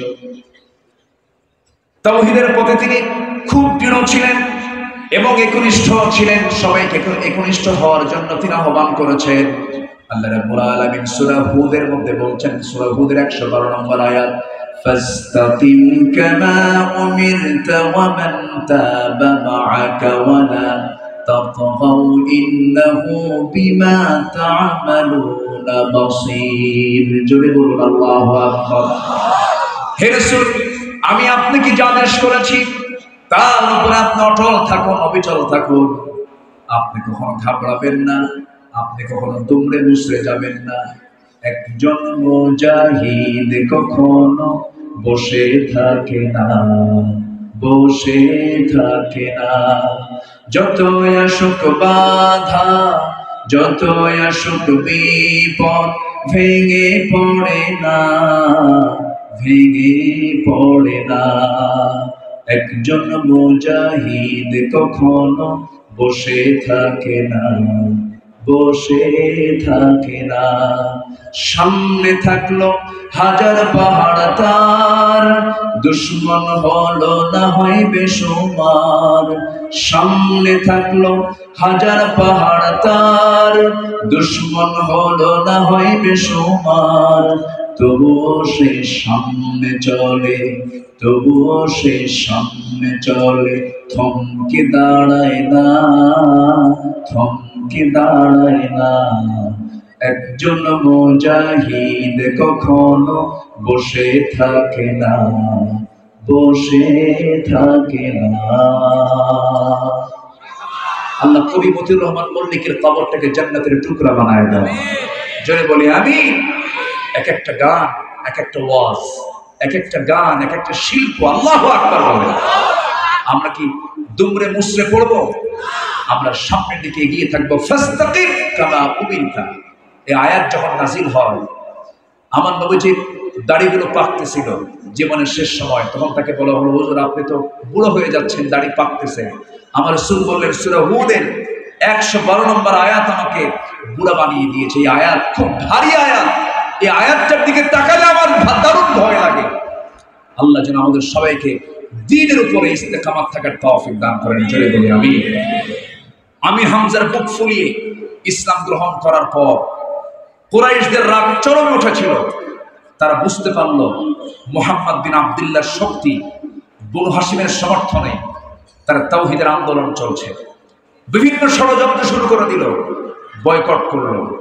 আমরা সবাই জানি এক পর্যায়ে চরমভাবে যখন লেগে গেল, আবু তালেব, আমার ডান পাশে যিনি বসে আছেন উনি কিন্তু মুসলিম আবু তালেব, কিন্তু যে আবু তালেবের কথা বলছি যদিও মুসলিম না, কিন্তু নবীর সারা জীবনের মানে কি বলবো আমি, এত বড় খেদমত তিনি করেছেন। অনেক সাহাবীর কিসমত এত বড় খেদমত করা জুটে না। কিন্তু খেদমত করলে হবে কি, মোহাব্বত ছিল কিন্তু আনুগত্য ছিল না। আবু তালেব বলে ফেললেন, মুহাম্মদ তোমার চুল পরিমাণ কোনো ক্ষতি করবে এমন কোন লোককে তোমার সামনে আসতে দেব না, আমি তোমার সাথে আছি। আবু তালেব যদিও কাফের, অভদ্র না ভদ্র, আস্তে অভদ্র না ভদ্র, ভদ্র কাফের তিনি ছিলেন। আমি তাকে তিনি শব্দে সম্বোধন করি। রাসূল তাকে খুবই চেষ্টা করেছেন দ্বীনের পথে আনার জন্য। জোর তো করেননি, মাঝে মাঝে ইশারা ইঙ্গিতে বলতেন, কিন্তু কাম হয়নি। কারণ হেদায়েতের একদম মূল মার্কাজ, হেদায়েত দিবেন যিনি, তিনি আমার কে? আস্তে হেদায়েত যিনি দিবেন তিনি আমার কে? যদি তাই হতো নূহ পারতেন তার ছেলেকে দ্বীনে আনতে, যদি তাই হতো লূত আলাইহিস সালাম পারতেন তার বউকে দ্বীনে আনতে, যদি তাই হতো ইব্রাহিম আলাইহিস সালাম তিনি তার আব্বাকে ফিরে আনতে পারতেন, কিন্তু পারেন নাই। কারণ হেদায়েত একমাত্র কার হাতে? আসতে বলবেন না কার হাতে? আল্লাহর হাতে। কুরাইশরা আমার নবীজির দাওয়াতকে রুখে দেওয়ার জন্য মক্কার বিখ্যাত বাইতুল্লাহর দেওয়ালে একটা চুক্তিনামা ঝুলিয়ে দিল, যেখানে উল্লেখ ছিল মুহাম্মদ এবং তার অনুসারীদের কোনো ধরনের অর্থনৈতিক সামাজিক কোনো সম্পর্ক রাখা যাবে না। তাদের বিরুদ্ধে নিষেধাজ্ঞা শিরোধার্য করা হলো। শেষ পর্যন্ত সাহাবায়ে কেরাম খাবার পেলেন না। গাছের লতাপাতা, চামড়া, এই সমস্ত খাবারগুলো খেতে খেতে শেষ পর্যন্ত কোষ্ঠকাঠিন্য হলো। পায়খানাগুলো ছাগলের পায়খানার মতো কটকটে হয়ে গেল। এবং এই কষ্টের ভিতরে থাকতেই অল্প বয়স্কা ফাতিমা রাদিয়াল্লাহু তাআলা আনহা অল্প বয়সে তিনি দুনিয়া থেকে বিদায় নিয়েছিলেন। এবং এতটাই কষ্ট সাহাবীদের ভিতরে ছিল, খাবার না পেয়ে ওই পাথরের উপরে হালকা মাঝে মাঝে বৃষ্টি যখন হতো কিছু ঘাস জন্মাতো, সেই ঘাসগুলো চাবায়া চাবায়া সাহাবায়ে কেরাম ক্ষুধা নিবারণ করেছেন। কি কষ্ট তারা করেছেন। 3 বছর, কয় বছর বলেন তো? 3 বছর। কিন্তু কেউ কি দিন থেকে বের হয়েছে? কেউ দিন থেকে বের হন। দিনের উপর অবিচল থেকেছেন। আমার বন্ধুগণ, এই 16 বছর কত প্রস্তাব গিয়েছে, কত প্রকারের লোভনীয় প্রস্তাব দেওয়া হয়েছে। জেলখানায় থেকে জীবন পর্যন্ত হাসি মুখে বরণ করে নিয়েছে। ফাঁসির মঞ্চে হাসতে হাসতে চলে গেছেন, কিন্তু বাতিল শক্তির কাছে মাথা নত করে নাই। এই চেতনা পেয়েছেন তাদের কাছ থেকে, সাহাবীদের কাছ থেকে। চেতনা তারা লালন করে তারা শাহাদাত বরণ করেছে। আমার বন্ধুদের নাম্বার 1 চলে গেল। নাম্বার 2 হলো নবীর আদর্শের মধ্যে ছিল আখলাকের পরিপূর্ণতা। আমার আল্লাহ রাসূলকে আল্লাহ তাআলা এমন আখলাক দান করেছে যার সমস্ত দিক আমার রাসূলের মধ্যে আল্লাহ পাক পরিপূর্ণ করে দিয়েছিলেন। শামাইলে তিরমিজির মধ্যে এসেছে, সাইয়েদনা আলী বলেন, নবীর চরিত্রের ব্যাপারে তার কাছে জানতে চাওয়া হলে তিনি বললেন, কানা রাসূলুল্লাহ সাল্লাল্লাহু আলাইহি ওয়াসাল্লাম দাইমাল বিশর সাহালাল খুলক লাইনাল জানিব লাইসা বিফাদলিন ওয়ালা গালিযিন ওয়ালা সাহাবিন ওয়ালা ফাহাশিন ওয়ালা আইয়ামি ওয়ালা মুশাহিন ইয়াতাগাফালু আম্মা লা ইয়াশতাহি। আমার নবীজি নাম্বার 1 সহজ সরল ছিলেন, নাম্বার 2 কোমল হৃদয়ের অধিকারী ছিলেন, নাম্বার 3 তিনি কঠিন স্বভাবের ছিলেন না, তিনি উচ্চ স্বরে কথা বলতেন না, অশ্লীল ভাষা প্রয়োগ করতেন না, কারো দোষ খুঁজে বেড়াতেন না, কৃপণ ছিলেন না, তিনি অপছন্দনীয় কথা এড়িয়ে যেতেন, তিনি কাউকে নিরাশ করতেন না, মিথ্যা প্রতিশ্রুতিও দিতেন না। নাম্বার 9 হলো 3টি বিষয় থেকে তিনি বিরত থাকতেন, ঝগড়া বিবাদ, অহংকার করা, অপ্রয়োজনীয় কথাবার্তা বলা। এই 16 বছর অহংকার ছিল কিনা বলেন? আস্তে অহংকার ছিল কিনা বলেন? চিন্তা করুন, ছাত্ররা তাদের ন্যায্য আন্দোলন চালিয়ে যাচ্ছিল, বৈষম্য বিরোধী আন্দোলন তারা চালাচ্ছিল যে না, কোটা বাতিল করতে হবে, বৈধ একটি আন্দোলন। গুরুত্বপূর্ণ একটি জায়গা থেকে, চেয়ার থেকে বলা হলো, রাজাকারের নাতিপুতিরা চাকরি পাবে। এটা কি বিনয়ের কথা না অহংকারের কথা? বিনয়ের কথা না অহংকারের কথা? অহংকারের কথা। সম্মানিত ভাইয়েরা, যারাই অহংকার দেখিয়েছে যুগে যুগে, অহংকার পেয়েছে যা, ধ্বংস হয়েছে তা। মাটির সঙ্গে মিশায়া দিয়েছেন তিনি আমার কে? আসতে বলবে না তিনি আমার কে? আমার নবীজির ভিতরে চুল পরিমাণ কোনো অহংকার ছিল না, সবার সঙ্গে মিশে মিশে কথা বলতেন। মুহাম্মদ সাল্লাল্লাহু আলাইহি ওয়াসাল্লাম অপ্রয়োজনীয় একটা ওয়ার্ড আমার নবীর জীবনে মুখ থেকে বের হয়নি, অপ্রয়োজনীয় একটা ওয়ার্ড আমার নবীর মুখ থেকে বের হয়নি। মাইক পেলেই যা মুখে আসতো তাই বলতো। এক প্রতিবন্ধী নেতা ছিল, প্রতিবন্ধী নেতা। প্রতিবন্ধী বললাম এই জন্য, নোয়াখালীর দিকে তার বাড়ি।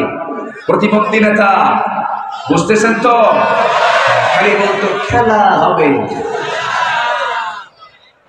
একটা গুরুত্বপূর্ণ জায়গা থেকে এমন জাতীয় অযাচিত, এত হালকা কথা কোন মানুষ বলতে পারে না। কোথায় খেলা হবে? কই খবরে তো আরেকজন তো 70 রাকাত তাহাজ্জুদ পড়তো, হ্যাঁ তো নাই দেশে। ও এই খেলা হবে কথার উপকার, হে সবার আগে ভাবছে। সম্মানিত বন্ধুগণ, ওরা আমাদেরকে রাজাকার বলে 16 বছর গালি দিয়েছিল। কোন রাজাকার পাকিস্তানে যায় নাই, শুধু হিন্দুস্তানের রাজাকাররা হিন্দুস্তানে গিয়ে সব শেল্টার নিয়েছে। ঠিক কিনা? আমরা যাবো না, আমরা দেশকে ভালোবাসি।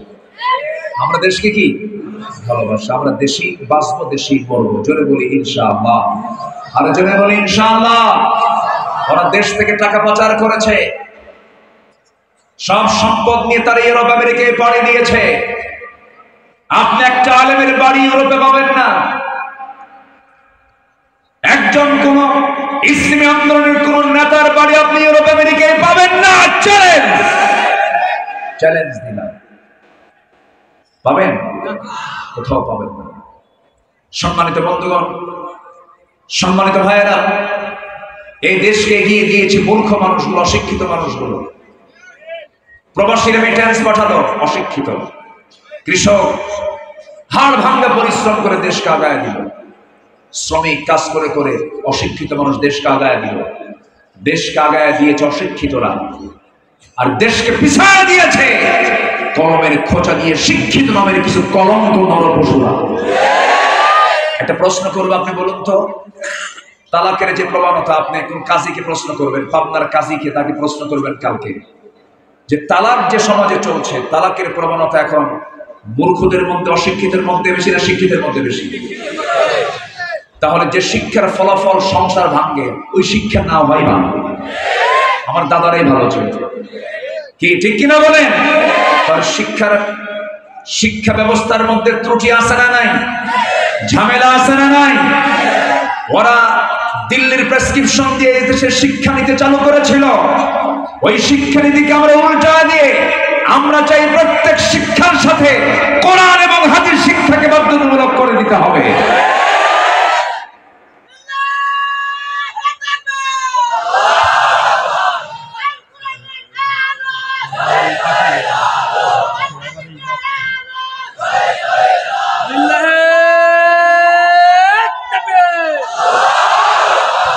ইসলামের শত্রুরা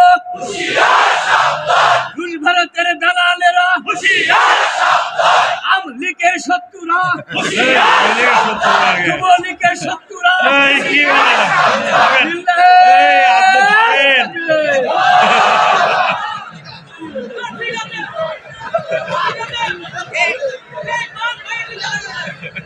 উদ্দেশ্য ঠিক আছে কিন্তু স্লিপ ডাউন হয়ে গেছে। যাই হোক, কিছু ফ্লেভার পাইছে ওই লোকে। আচ্ছা যাই হোক, হতে পারে। সম্মানিত ভাইয়েরা, আমি কি আলোচনা চালাবো?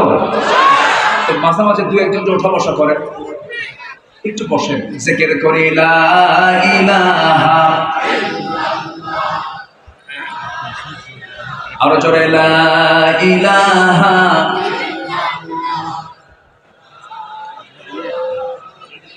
আরো জোরে লা ইলাহা, সুবহানাল্লাহ, আলহামদুলিল্লাহ, লা ইলাহা ইল্লাল্লাহ, মুহাম্মাদুর রাসূলুল্লাহ সাল্লাল্লাহু আলাইহি ওয়াসাল্লাম। নাম্বার 3 হলো তওবা এবং ইস্তেগফার। তওবা করব কার কাছে? আস্তে বলুন, তওবা করব কার কাছে? আল্লাহর কাছে। মাফ চাবো কার কাছে? আমাদের কান্নার জায়গা 2 না 1? কার কাছে কাঁদবো আমরা? কিন্তু কিছু যুবক আছে মেয়ের জন্য কাঁদে, যুবতীর জন্য কাঁদে, এরকম কিছু যুবক আছে না নাই? আপনাতেও আছে না নাই?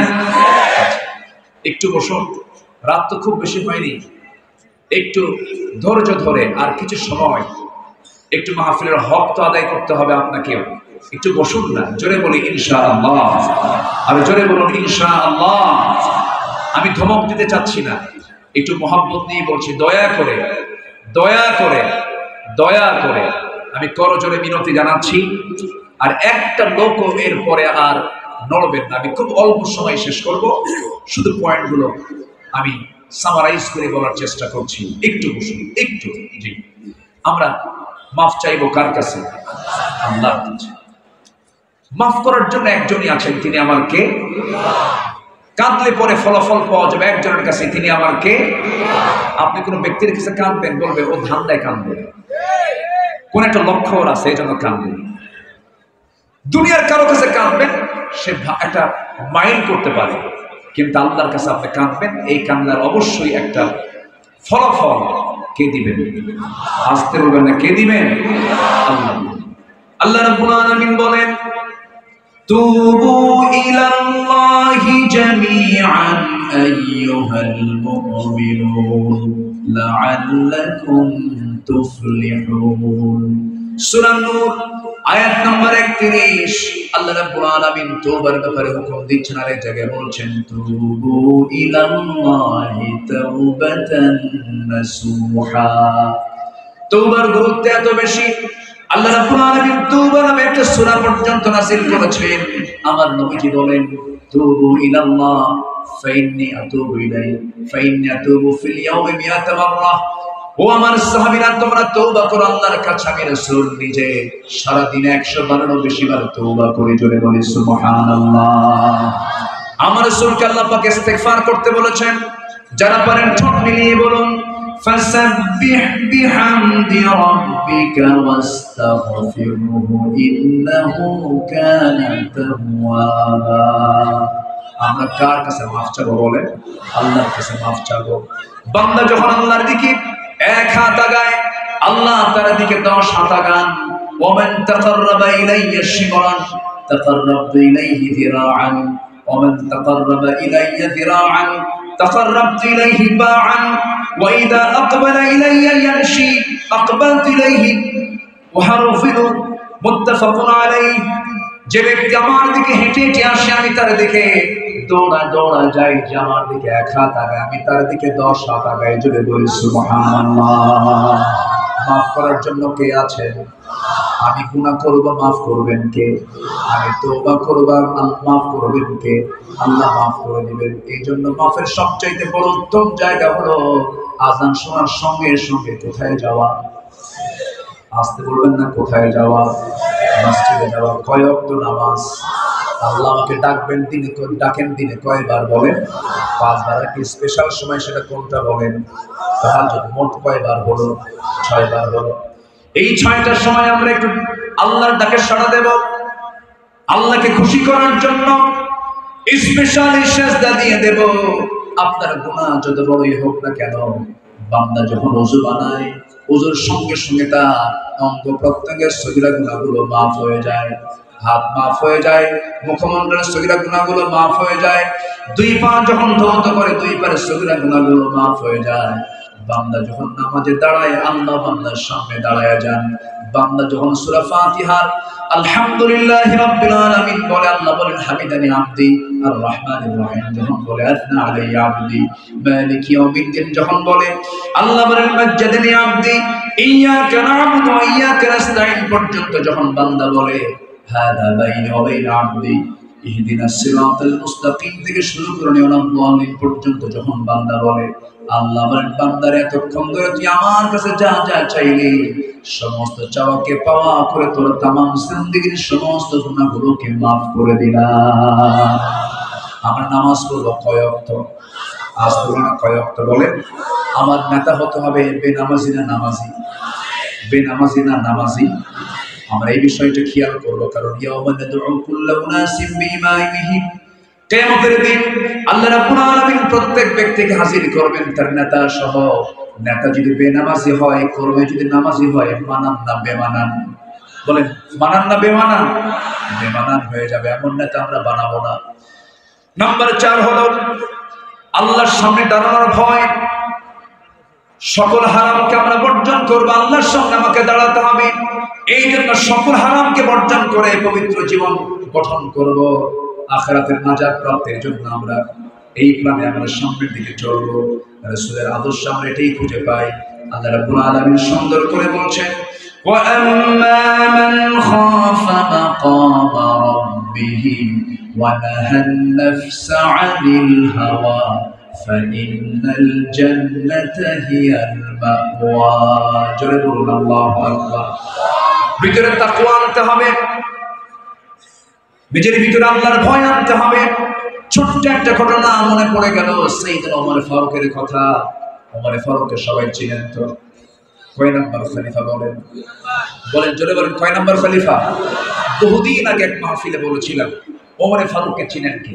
500 থেকে এক ছেলে দাঁড়ায় বলে, হুজুর আমি চিনি কি? আমাদের বাড়ির দোতলায় বাড়া থাকে। তো বললাম তুমি তো 100 তে 100 পাইছো, তোমার বুদ্ধি যা উত্তর তাই। কিন্তু এই ওমর তো সেই ওমর না, এই ওমর হচ্ছেন সেই ওমর যে ওমরের নিকট একজন মুসলিম তার কাছে দুধ হাদিয়া নিয়ে চলে আসছে। দুধ 1 গ্লাস দুধ নিয়ে বলতেছে, হুজুর ওকে আমিরুল মুমিনিন আপনার জন্য আমি সুন্দর করে দুধটা ঘন করে, পাবনার কি খাওয়া যায় বলেন তো? পাবনার ঘি না, পায়েস আছে না? পায়েস খুব লোভনীয় তো, এটাকে খুব ঘন করা হয়। 1 মণ দুধে কি 1 কেজি চাল। কতটুকু হয় এটা জানো? 2-3 কেজি এরকম হয়তো পরিমাণ হয়। এত বড় টেস্ট, এত মজা। কিন্তু আজকে কিন্তু খাইনি, আজকে কিন্তু মিস হয়েছে। কালকে যেন এটা মিস না হয় কোনো মেহমান। পাবনায় আসলে পায়েস খাওয়া হবে না, এটা তো খুব অপূর্ণতা থেকে যায়। আলহামদুলিল্লাহ বলেন, জোরে বলি আলহামদুলিল্লাহ। তো সাইয়েদনা ওমর ফারুক রাদিয়াল্লাহু তাআলা আনহু বসে আছেন, একজন দুধ ঘন করে 1 গ্লাস দুধ তার কাছে নিয়ে এসে বলছে, আপনার জন্য চমৎকার খাবার নিয়ে আসছি, আপনি এটা খাবেন। তিনি প্রশ্ন করলেন না, পেলেন তো খুব মজার জিনিস পাইছেন, খেয়ে ফেলছেন। খাওয়ার পরপরই প্রশ্ন করছেন, এই তুমি যে আমার জন্য হাদিয়া আনছো, এটা কি তোমার বাড়ির গরুর দুধ নাকি? তোমার কি গৃহপালিত কোনো পশুর দুধ তুমি নিয়ে আসছো, উটের দুধ নিয়ে আসছো, না কি নিয়ে আসছো বলো? না, এটা আমি রাষ্ট্রের পক্ষ থেকে গরিবদের জন্য যেটা বরাদ্দ হয় সেটা পেয়েছি, এরপর যেহেতু আমি পাইছি এটা আমি আপনাকে হাদিয়া দিলাম, আপনার জন্য তো জায়েজ। দেখছেন ফতুয়া মারতেছে কিন্তু। ওমর ফারুক বললেন ঠিক আছে তুমি যাও। সাইয়েদনা ওমর ফারুকের চোখ অশ্রু সজল হয়ে গেল, চোখে পানি চলে আসছে। কাঁদতে কাঁদতে তিনি মনে মনে ভাবতেছেন যদি আমি মারা যাই, আল্লাহ যদি আমাকে প্রশ্ন করেন সরকারি জিনিস বাইতুল মালের খাবার তোমার পেটে কেন, কেমন করে জবাব দেব? সেই জন্য করলেন কি, বেশি পরিমাণ পানি পেটের মধ্যে ঢুকায় নিলেন, এরপরে পাঁচটা একসঙ্গে গলার মধ্যে ঢুকায় দিয়ে জোরপূর্বক সমস্ত খাবারগুলো পেট থেকে বের করে দিলে। আমার ভাইয়েরা, সাইয়েদনা ওমর ফারুক রাদিয়াল্লাহু তাআলা আনহু রাষ্ট্রের মধু নিয়ে এসেছেন, 4 ভাগ করবেন, 5 ভাগ করবেন, 1 ভাগ তিনি নেবেন আর 4 ভাগ প্রতিবেশী নেবেন। স্ত্রীর কাছে এসে বলছেন, স্ত্রী শোনো, এই যে 1 বোতল মধু আনছে, রাষ্ট্রের মধু ভাগাভাগি করে নিতে হবে, সমান ভাগে 5টা ভাগ করো, 1 অংশ আমাদের আর 4 অংশ হলো প্রতিবেশীর। এই কথা বলে তিনি মধুর বোতলটা তিনি হ্যান্ড ওভার করলেন স্ত্রীর কাছে, বলছেন স্ত্রী তুমি এটাকে ভাগ করো। 1 মিনিট যেতে না যেতেই বললেন, স্ত্রী তোমাকে আমি ভাগ করতে দেব না, দাও বোতলটা আমার হাতে দিয়ে দাও। কিচ্ছু কথা না বলে প্রতিবেশীর ঘরে চলে গেলেন। প্রতিবেশীর কাছে গিয়ে বলছেন, প্রতিবেশী আমার, এই যে মধু তোমাকে দিলাম সমান 5 ভাগে ভাগ করবে, 1 ভাগ আমাকে দিয়ে বাকি 4 ভাগ এই 4টা ঘরে তুমি সহ সমান করে নিয়ে নিবা। তিনি তার অংশের মধুটুকু নিয়ে বউয়ের কাছে এসে বলছেন, বউ আমার, আমি তোমার কাছে একটু লজ্জা বোধ হচ্ছে, আমার তোমার কাছে মধুর বোতল দিয়েছিলাম আবার ফেরত নিয়েছিলাম, মন খারাপ হতেই পারে, কিন্তু আমি কি তোমাকে ট্রাস্ট করি, আমি তোমাকে বিশ্বাস করি, আমি রাষ্ট্র চালাই, তুমি আমার পরিবারে চালাও, বাচ্চাদের রান্না বান্না করে দাও, বিশাল বড় খেদমত তুমি আমার পরিবারের জন্য করো, আমার সন্তানদের তুমি মা, আমি তোমাকে সম্মান করি, আল্লাহি তাল্লাহি বিল্লাহি আমি তোমাকে সন্দেহ করে গ্লাসটা মধুর বোতলটা হাতের ভিতর থেকে নিয়ে নেই নাই, নেওয়ার উদ্দেশ্য হলো মধুভাগের দায়িত্ব আমি তোমাকে না দিয়া প্রতিবেশীর হাতের জন্য দিয়েছি, কারণ মধু হলো তরল জিনিস, তুমি যখন এটাকে মাপতে যাবে, ভাগ করতে যাবে, যতই তুমি সমান ভাগে ভাগ করো না কেন, তরল মধু হওয়ার কারণে, লিকুইড হওয়ার কারণে কিছু মধু তোমার হাতে লেগে যাবে, সেটা 1 ফোঁটা হোক, 2 ফোঁটা হোক, 3 ফোঁটা হোক না কেন, 1 ফোঁটা 2 ফোঁটা 3 ফোঁটা মধু আমাদের ভাগে বেশি আসুক এটা চাই নাই মনে করে মধুভোগের দায়িত্ব আমি অন্যের কাঁধে চাপাইয়া দিয়েছি। জোরে বলি সুবহানাল্লাহ, আরো জোরে বলি সুবহানাল্লাহ। ঘোড়া কিনতে গেছেন ওমর ফারুক রাদিয়াল্লাহু তাআলা আনহু, তিনি তখন স্টিল খলিফাতুল মুসলিমিন, 40টা রাষ্ট্রের তিনি রাষ্ট্রপ্রধান, চলে গেছেন ঘোড়া কেনার জন্য। ঘোড়া কিনেছেন, ঘোড়াওয়ালার কাছ থেকে টাকা পয়সা দিয়ে দিয়েছেন, ঘোড়াও কিনে নিয়েছেন, দেখে শুনে নিয়েছেন। ঘোড়ার পিঠে চড়ে তিনি বাড়িতে চলে আসবেন। আগের যুগে মানুষ ঘোড়া কিনতে যেত, যেমন আজকের যুগে হোন্ডা কিনতে যায়, গাড়ি কিনতে, আগের যুগে কি কিনতে যেত? ঘোড়া কিনতে যেত। ঘোড়া কিনে বাড়িতে ফিরে আসতেছেন, বাড়িতে আসার আগেই তার ওই ঘোড়ার 4টা পা অকেজ হয়ে পড়ে গেছে। উনি মনে মনে চিন্তা করলেন, ঘোড়াওয়ালা আমার কেমন বড় ঠকান ঠকালো, ঘোড়া তো অচল ঘোড়া, অসুস্থ ঘোড়া দিয়েছে। ফেরত চলে গেলেন, ফেরত গিয়ে বললেন, ও ঘোড়াওয়ালা তুমি আমার কেমন করে ঠকালে, কেন অচল ঘোড়া আমাকে দিলে কেন, এই ঘোড়া আমি নেবো না, তুমি ফেরত নিয়ে নাও। ঘোড়াওয়ালা বলছে, আমিরুল মুমিনিন আমার জানা মতে আমি আপনাকে অচল ঘোড়া দেই নাই, আপনার কাছে চলে যাওয়ার পর ঘোড়া অচল হয়ে গেছে, অসুস্থ হয়ে পড়েছে। ওমর ফারুক ধমক দিয়ে বলছেন, তুমি কি আচরণটা আমার সঙ্গে করতে পারবে, কেমন করে, এই ঘোড়া আমি নেব না, তুমি ফেরত নিয়ে নাও। ঘোড়াওয়ালা মুস্কি হাসি মেরে বলছে, আমিরুল মুমিনিন আমার কথাও ঠিক নাই, আপনার কথাও ঠিক নাই, আমি যতই তর্ক করবো, আপনি যতই তর্ক করবেন, এখানে কোনো ফয়সালা আসবে না। চলুন এই ঘোড়াটা ফেরত নেব কি ফেরত নেব না, এটার ফয়সালা আদালত করবে, কোর্ট করবে। একজন সামান্য ঘোড়াওয়ালা শাসকের ব্যাপারে এমন বড় কথা বলতেছে, সেই দেশের বিচার, সেই দেশের আইনটা কত স্বাধীন ছিল, এর একমাত্র কারণ ছিল ওমর সমাজে চালু করেছিলেন কিসের বিধান। সাইয়েদনা ওমর ফারুক রাদিয়াল্লাহু তাআলা আনহু কিচ্ছু বললেন না, ঠিক আছে ঘোড়াওয়ালা তুমি যেহেতু বিচারে চাচ্ছ, আদালতে যেতে চাও, আমি আদালতে চলে যাব। আদালতে তিনি যেতে প্রস্তুতি নিয়ে নিলেন, চলে গেলেন। আদালত চত্বরে ঢুকে ভিতরে, যখন আদালতের ভিতরে ঢুকেছে, খলিফাতুল মুসলিমিনের অধীনে চাকরি করে বিচারের চেয়ারে বসে থাকে, এমন বিচারপতির সামনে বসে আছে। ওমরে ফারুক সামনে যাওয়া মাত্রই বিচারপতির চেয়ার থেকে দাঁড়ায় গেছে। আমিরুল মুমিনিন, আপনার মতো ব্যক্তি এই জায়গায় কেন, কি হয়েছে বলুন? তিনি বলছেন, বিচারপতি আমি ওমর, আমাকে দেখে আজকে বিচার করা যাবে না। ইন্নাল্লাহা ইয়া'মুরু বিল আদল, ইন্নাল্লাহা ইয়া'মুরুকুম বিল আদল। আদলটাকে ঠিক রেখে বিচার করবে। ঘোড়াওয়ালার কথা শোনো, আমার কথা শোনো, সঠিক রায় যেটা হবে সেই রায়টাই তুমি দিয়ে দিবা। যখন বাদীর কথা শোনা হলো, ঘোড়াওয়ালার কথা শোনা হলো, ওমর ফারুকের কথাও শোনা হলো, দুজন কথাই তিনি শুনলেন। শোনার পর আস্তে করে ওই আদালতের চেয়ার থেকে বলতেছেন, আদালতের সেই বিচারপতি কাজী সুরাইহ ইবনুল হারিস আল কিন্দি রাহমাতুল্লাহ আলাইহি, তিনি বলছেন, আমিরুল মুমিনিন, আপনি আমারও খলিফা, আপনি ঘোড়াওয়ালারও খলিফা, আপনি অর্ধজাহানের খলিফা, কিন্তু আজকে দুই পক্ষের কথা শুনে আমি এতটুকু নিশ্চিত হলাম, এই ঘোড়াটা কখনো আপনি ঘোড়াওয়ালাকে ফেরত দিতে পারবেন না, কারণ এই ঘোড়াওয়ালাকে ফেরত দিলে সে ক্ষতিগ্রস্ত হয়ে যাবে। আপনি আমার সামনে আছেন আমার, আপনি এই জায়গা থেকে সুস্থ অবস্থায় বাড়িতে ফিরবেন, যে তার যেমন গ্যারান্টি নাই। একটা প্রাণী সুস্থ থেকে অসুস্থ হবে কখন কেউ তো বলতে পারে না। যেহেতু মালিকানা শেষ হয়ে গেছে, কেনা বেচা সম্পূর্ণ কমপ্লিট হয়ে যাওয়ার পর, আপনার মালিকানা যাওয়ার পর ঘোড়াটা অসুস্থ হয়ে পড়েছে, এই ঘোড়া ফেরত দেওয়ার কোনো সুযোগ নাই। ওমরে ফারুক আস্তে করে সেই জায়গা থেকে চলে গেলেন বাড়িতে। পরের দিন তিনি মাজলিস শুরার বৈঠকে বসেছেন, সমস্ত লোকজনদেরকে নিয়ে বসে পরামর্শের বৈঠকে বলছেন, শোনো, অমুক আদালতে একজন বিচারপতি আছে, খুব সাহস, তার আমার বিরুদ্ধে রায় দিয়েছে। এই আমার বিরুদ্ধে রায় দেওয়ার কারণে, তার সাহসিকতার কারণে তার পদোন্নতি আমি ওমর দিতে বাধ্য হলাম। সুবহানাল্লাহ। আমার বন্ধুগণ, আমার ভাইয়েরা, এটাই হচ্ছে আল্লাহর সামনে কিন্তু দাঁড়াতে হবে, আল্লাহর সামনে জবাবদিহিতার কাঠগড়ায় দাঁড়িয়ে জবাব দিতে হবে।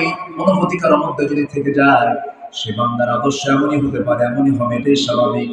নাম্বার 5 হলো, নবীর আদর্শের মধ্যে আমানতদারিতা ছিল, বিশ্বস্ততা ছিল। কি আমানতদার তিনি ছিলেন, কি পরিমাণ তার মধ্যে আমানত কাজ করত, আমানত রক্ষার ব্যাপারে খুব তিনি সজাগ ছিলেন। আল্লাহ রাব্বুল আলামিন সুন্দর করে বলছেন, সূরা নিসার 18 নম্বর আয়াতে বলছেন, ইন্নাল্লাহা ইয়া'মুরুকুম আন তু'আদ্দুল আমানাতি ইলা আহলিহা ওয়া ইযা হাকামতুম বাইনান নাসি আন তাহকুমু বিল আদল ইন্নাল্লাহা বিমা ইয়া'iদুকুম বিহি। জোরে বলুন আল্লাহু আকবার। আমার বন্ধুগণ, কি আমানত তিনি শিখিয়েছেন সাহাবায়ে কেরামকে। সাইয়েদনা ওমর ফারুকের কথাই যখন চলে আসলো, আমাদের এই ব্যাপারে একটা অত্যন্ত গুরুত্বপূর্ণ একটা তথ্য দিচ্ছি। রাষ্ট্রের তহবিলের রক্ষকের কাছে সেই তহবিলে একটা মাত্র দিনার ছিল। কয়টা দিনার বলেন? একটা দিনার ছিল। সেই দিনার তিনি পেলেন। ওমর ফারুকের ছেলেকে ডাক দিয়ে বললেন, তোমাকে একটা দিনার দেওয়া হলো, এটা রাষ্ট্রের তহবিলের জমা ছিল, পড়েছিল। সেটা নিয়ে তিনি বাড়িতে চলে গেলেন। ওমর ফারুক দেখলেন তার ছেলের হাতে একটা দিনার। তিনি সেই রক্ষককে ডাক দিয়ে বললেন, তুমি এই জিনিসটা আমার ছেলেকে দিলে কেন? সঙ্গে সঙ্গে তিনি আবার তাকে ফেরত দেওয়ালেন। ফেরত দিয়ে তিনি বললেন, আমি কি কিয়ামতের দিন এই একটা দিনার নিয়ে উম্মতের বিরুদ্ধে অভিযোগের সম্মুখীন হব?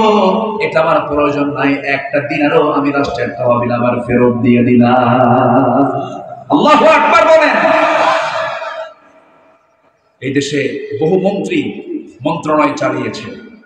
আপনার পাবনার একজন গর্বিত মন্ত্রী ছিলেন, শিল্পমন্ত্রী। জানেন তো শহীদ আল্লামা কে? মতিউর রহমান নিজামী রাহিমাহুল্লাহ। তার প্রত্যেকটা কথাই মুক্তর দানার মতো, মুক্তের সদৃশ কথা। একটা কথাও তার অতিরিক্ত অপ্রয়োজনীয় কথা আমি তার মুখ থেকে কখনো বের হতে দেখিনি, আমার চোখে পড়েনি। আল্লাহু আকবার। স্বাধীনতার পর থেকে নিয়ে আজ পর্যন্ত যত মন্ত্রণালয়ের মন্ত্রীরা চালিয়েছেন, সবচাইতে ফ্রেশ মন্ত্রণালয় চালিয়েছেন এই মন্ত্রী। আল্লাহু আকবার। যখন ওরা দেখলো এই লোকগুলো যদি ক্ষমতার মসনদে চলে যায়, এই দেশ তো দক্ষিণ এশিয়ার শ্রেষ্ঠ দেশে রূপ নেবে, সেদিন থেকে ষড়যন্ত্র শুরু হয়েছে। ষড়যন্ত্রকে রুখে দাঁড়াতে হবে, সামনে ইসলামী নেতৃত্ব গড়ে তুলতে হবে, আদর্শ নেতৃত্ব গড়ে তুলতে হবে। সামনের দিন কি ইসলামের দিন মনে করে আমাদেরকে মাঠে ময়দানে কাজ করতে হবে, দাওয়াতের সম্প্রসারণ করতে হবে, ঘরে ঘরে কালেমার দাওয়াত দিতে হবে মুসলমান।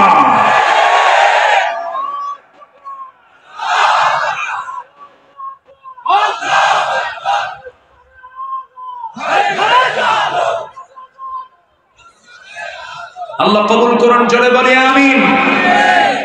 সাইয়েদনা ওমর ফারুক রাদিয়াল্লাহু তাআলা একদিন কি আমানত দেখেন,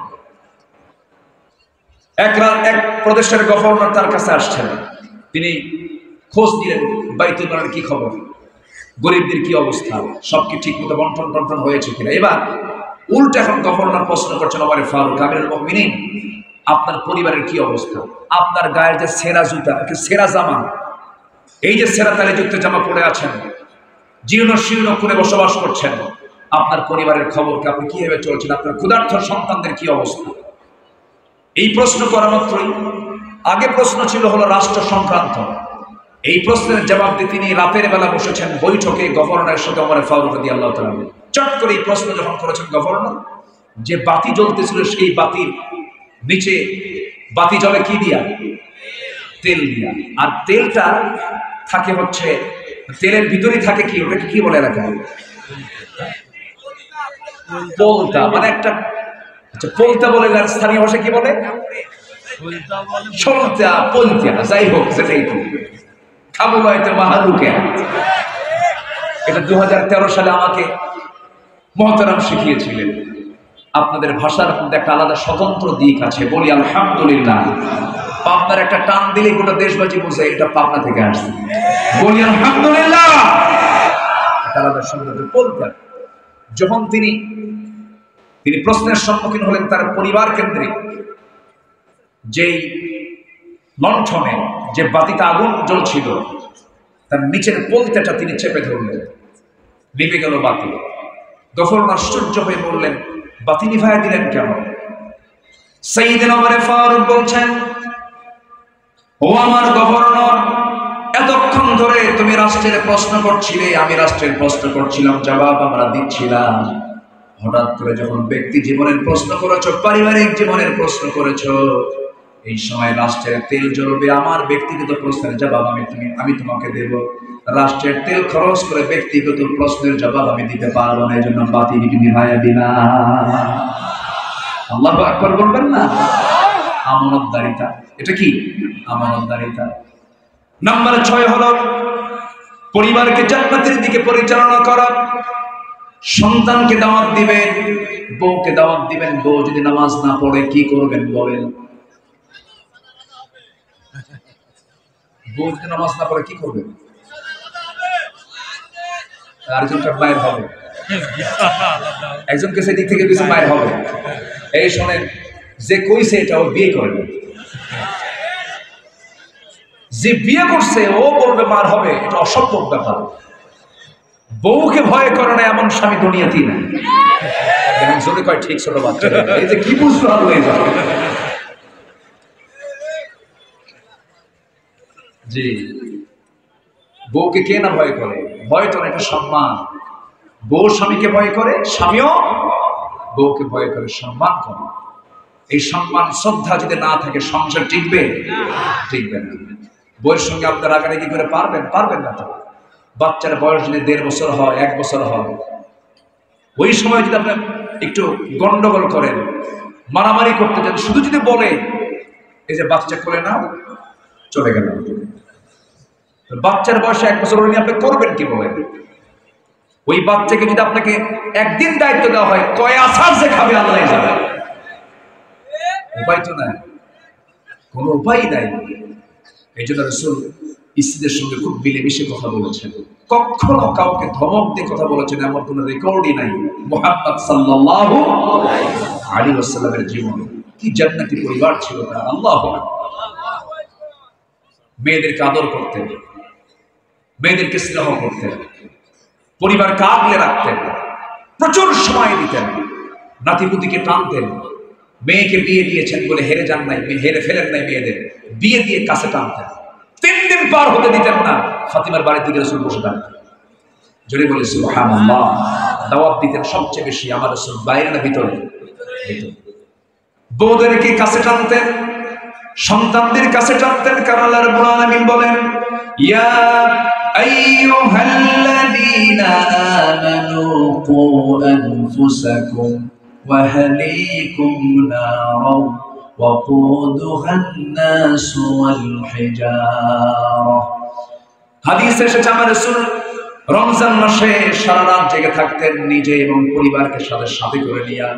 كان رسول الله صلى الله عليه وسلم إذا دخل العشر أحيا الليل وأيقظ أهله وجد وشد المئزر।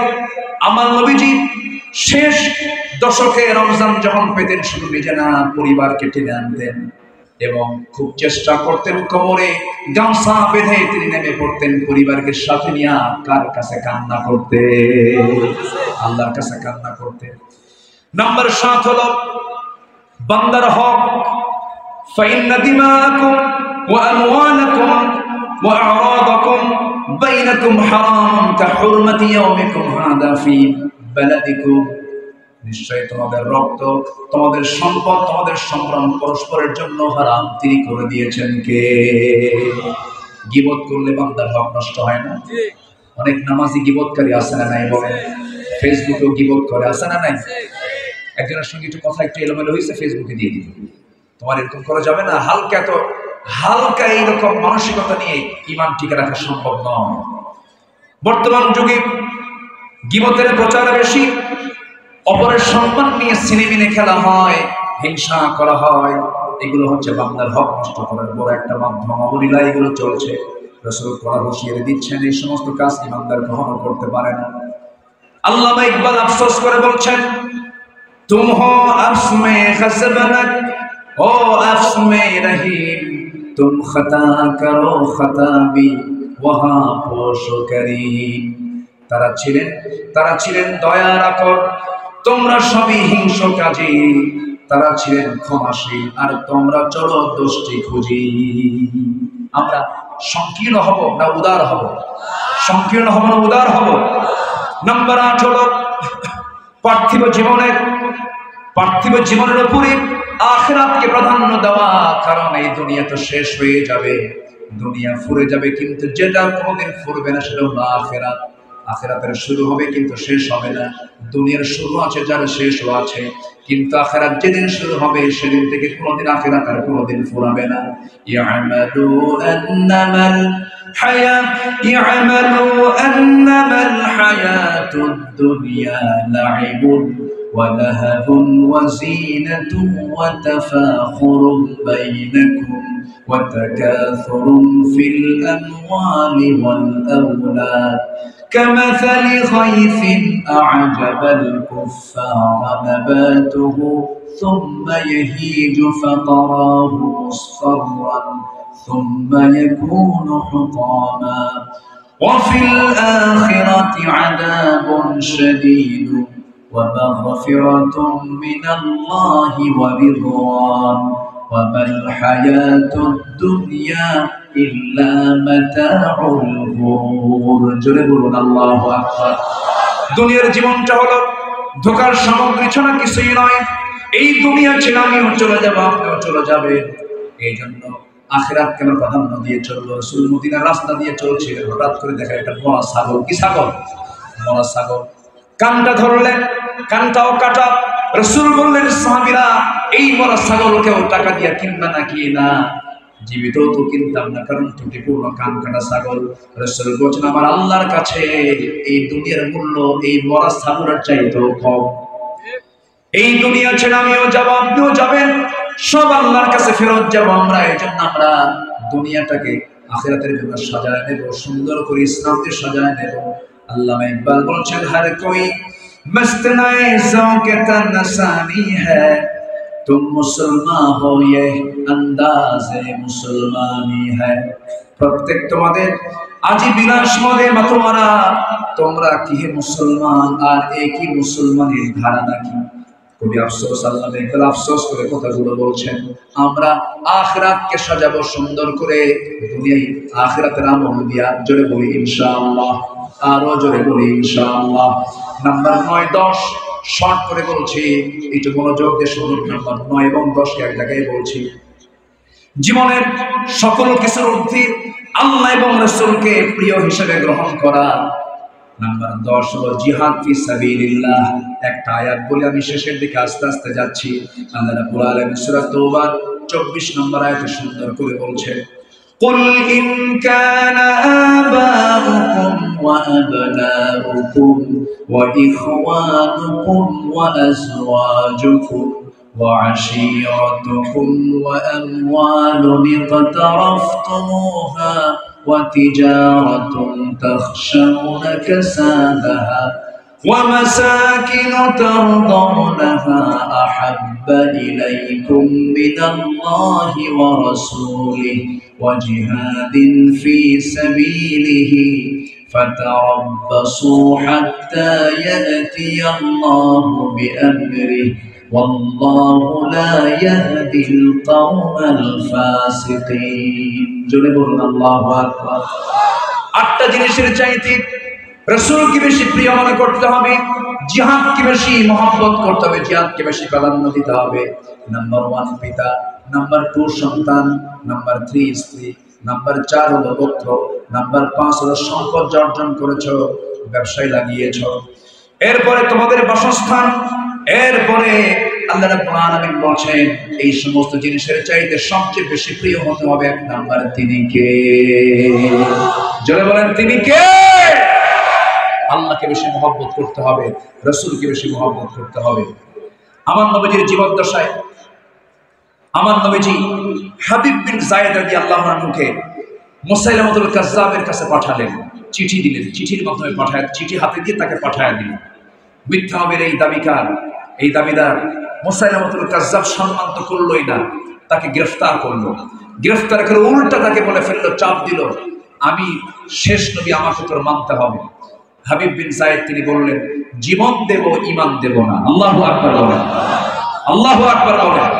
শেষ পর্যন্ত তাকে বাধা হলো, 2 হাত পা বেঁধে হাত কাটা হলো, পা কাটা হলো, টুকরো টুকরো করে দুনিয়া থেকে বিদায় করা হলো। হাবিব বিন যায়েদ বললেন, শহীদ হতে প্রস্তুত আছি, নবীজির নবুয়তকে অস্বীকার করার ক্ষমতা আমার নাই। আল্লাহু আকবার বলেন। এই হচ্ছে রাসূলের প্রতি মহব্বত এবং ভালোবাসা। আসো আমরা এই 10টি পয়েন্টের আলোকে আমরা আমাদের জীবনকে সুন্দর করে ঢেলে সাজাবো, নবীর আদর্শ আমরা উজ্জীবিত হব। এই হোক আমাদের প্রত্যয়, এই হোক আমাদের সিদ্ধান্ত। আল্লাহ রাব্বুল আলামিন আমাদের সবাইকে কবুল করুন, জোরে বলি আমিন। আমি অনেক কষ্ট দিয়েছি, তাই না? কষ্ট পেয়েছেন মনে হয়। আগামীকাল মাহফিলের শেষ রজনী, সবাই আসবেন না ইনশাআল্লাহ? আমার অনুজ আমির হামজা, মুফতি আমির হামজা তিনি আসবেন, জোরে বলি ইনশাআল্লাহ।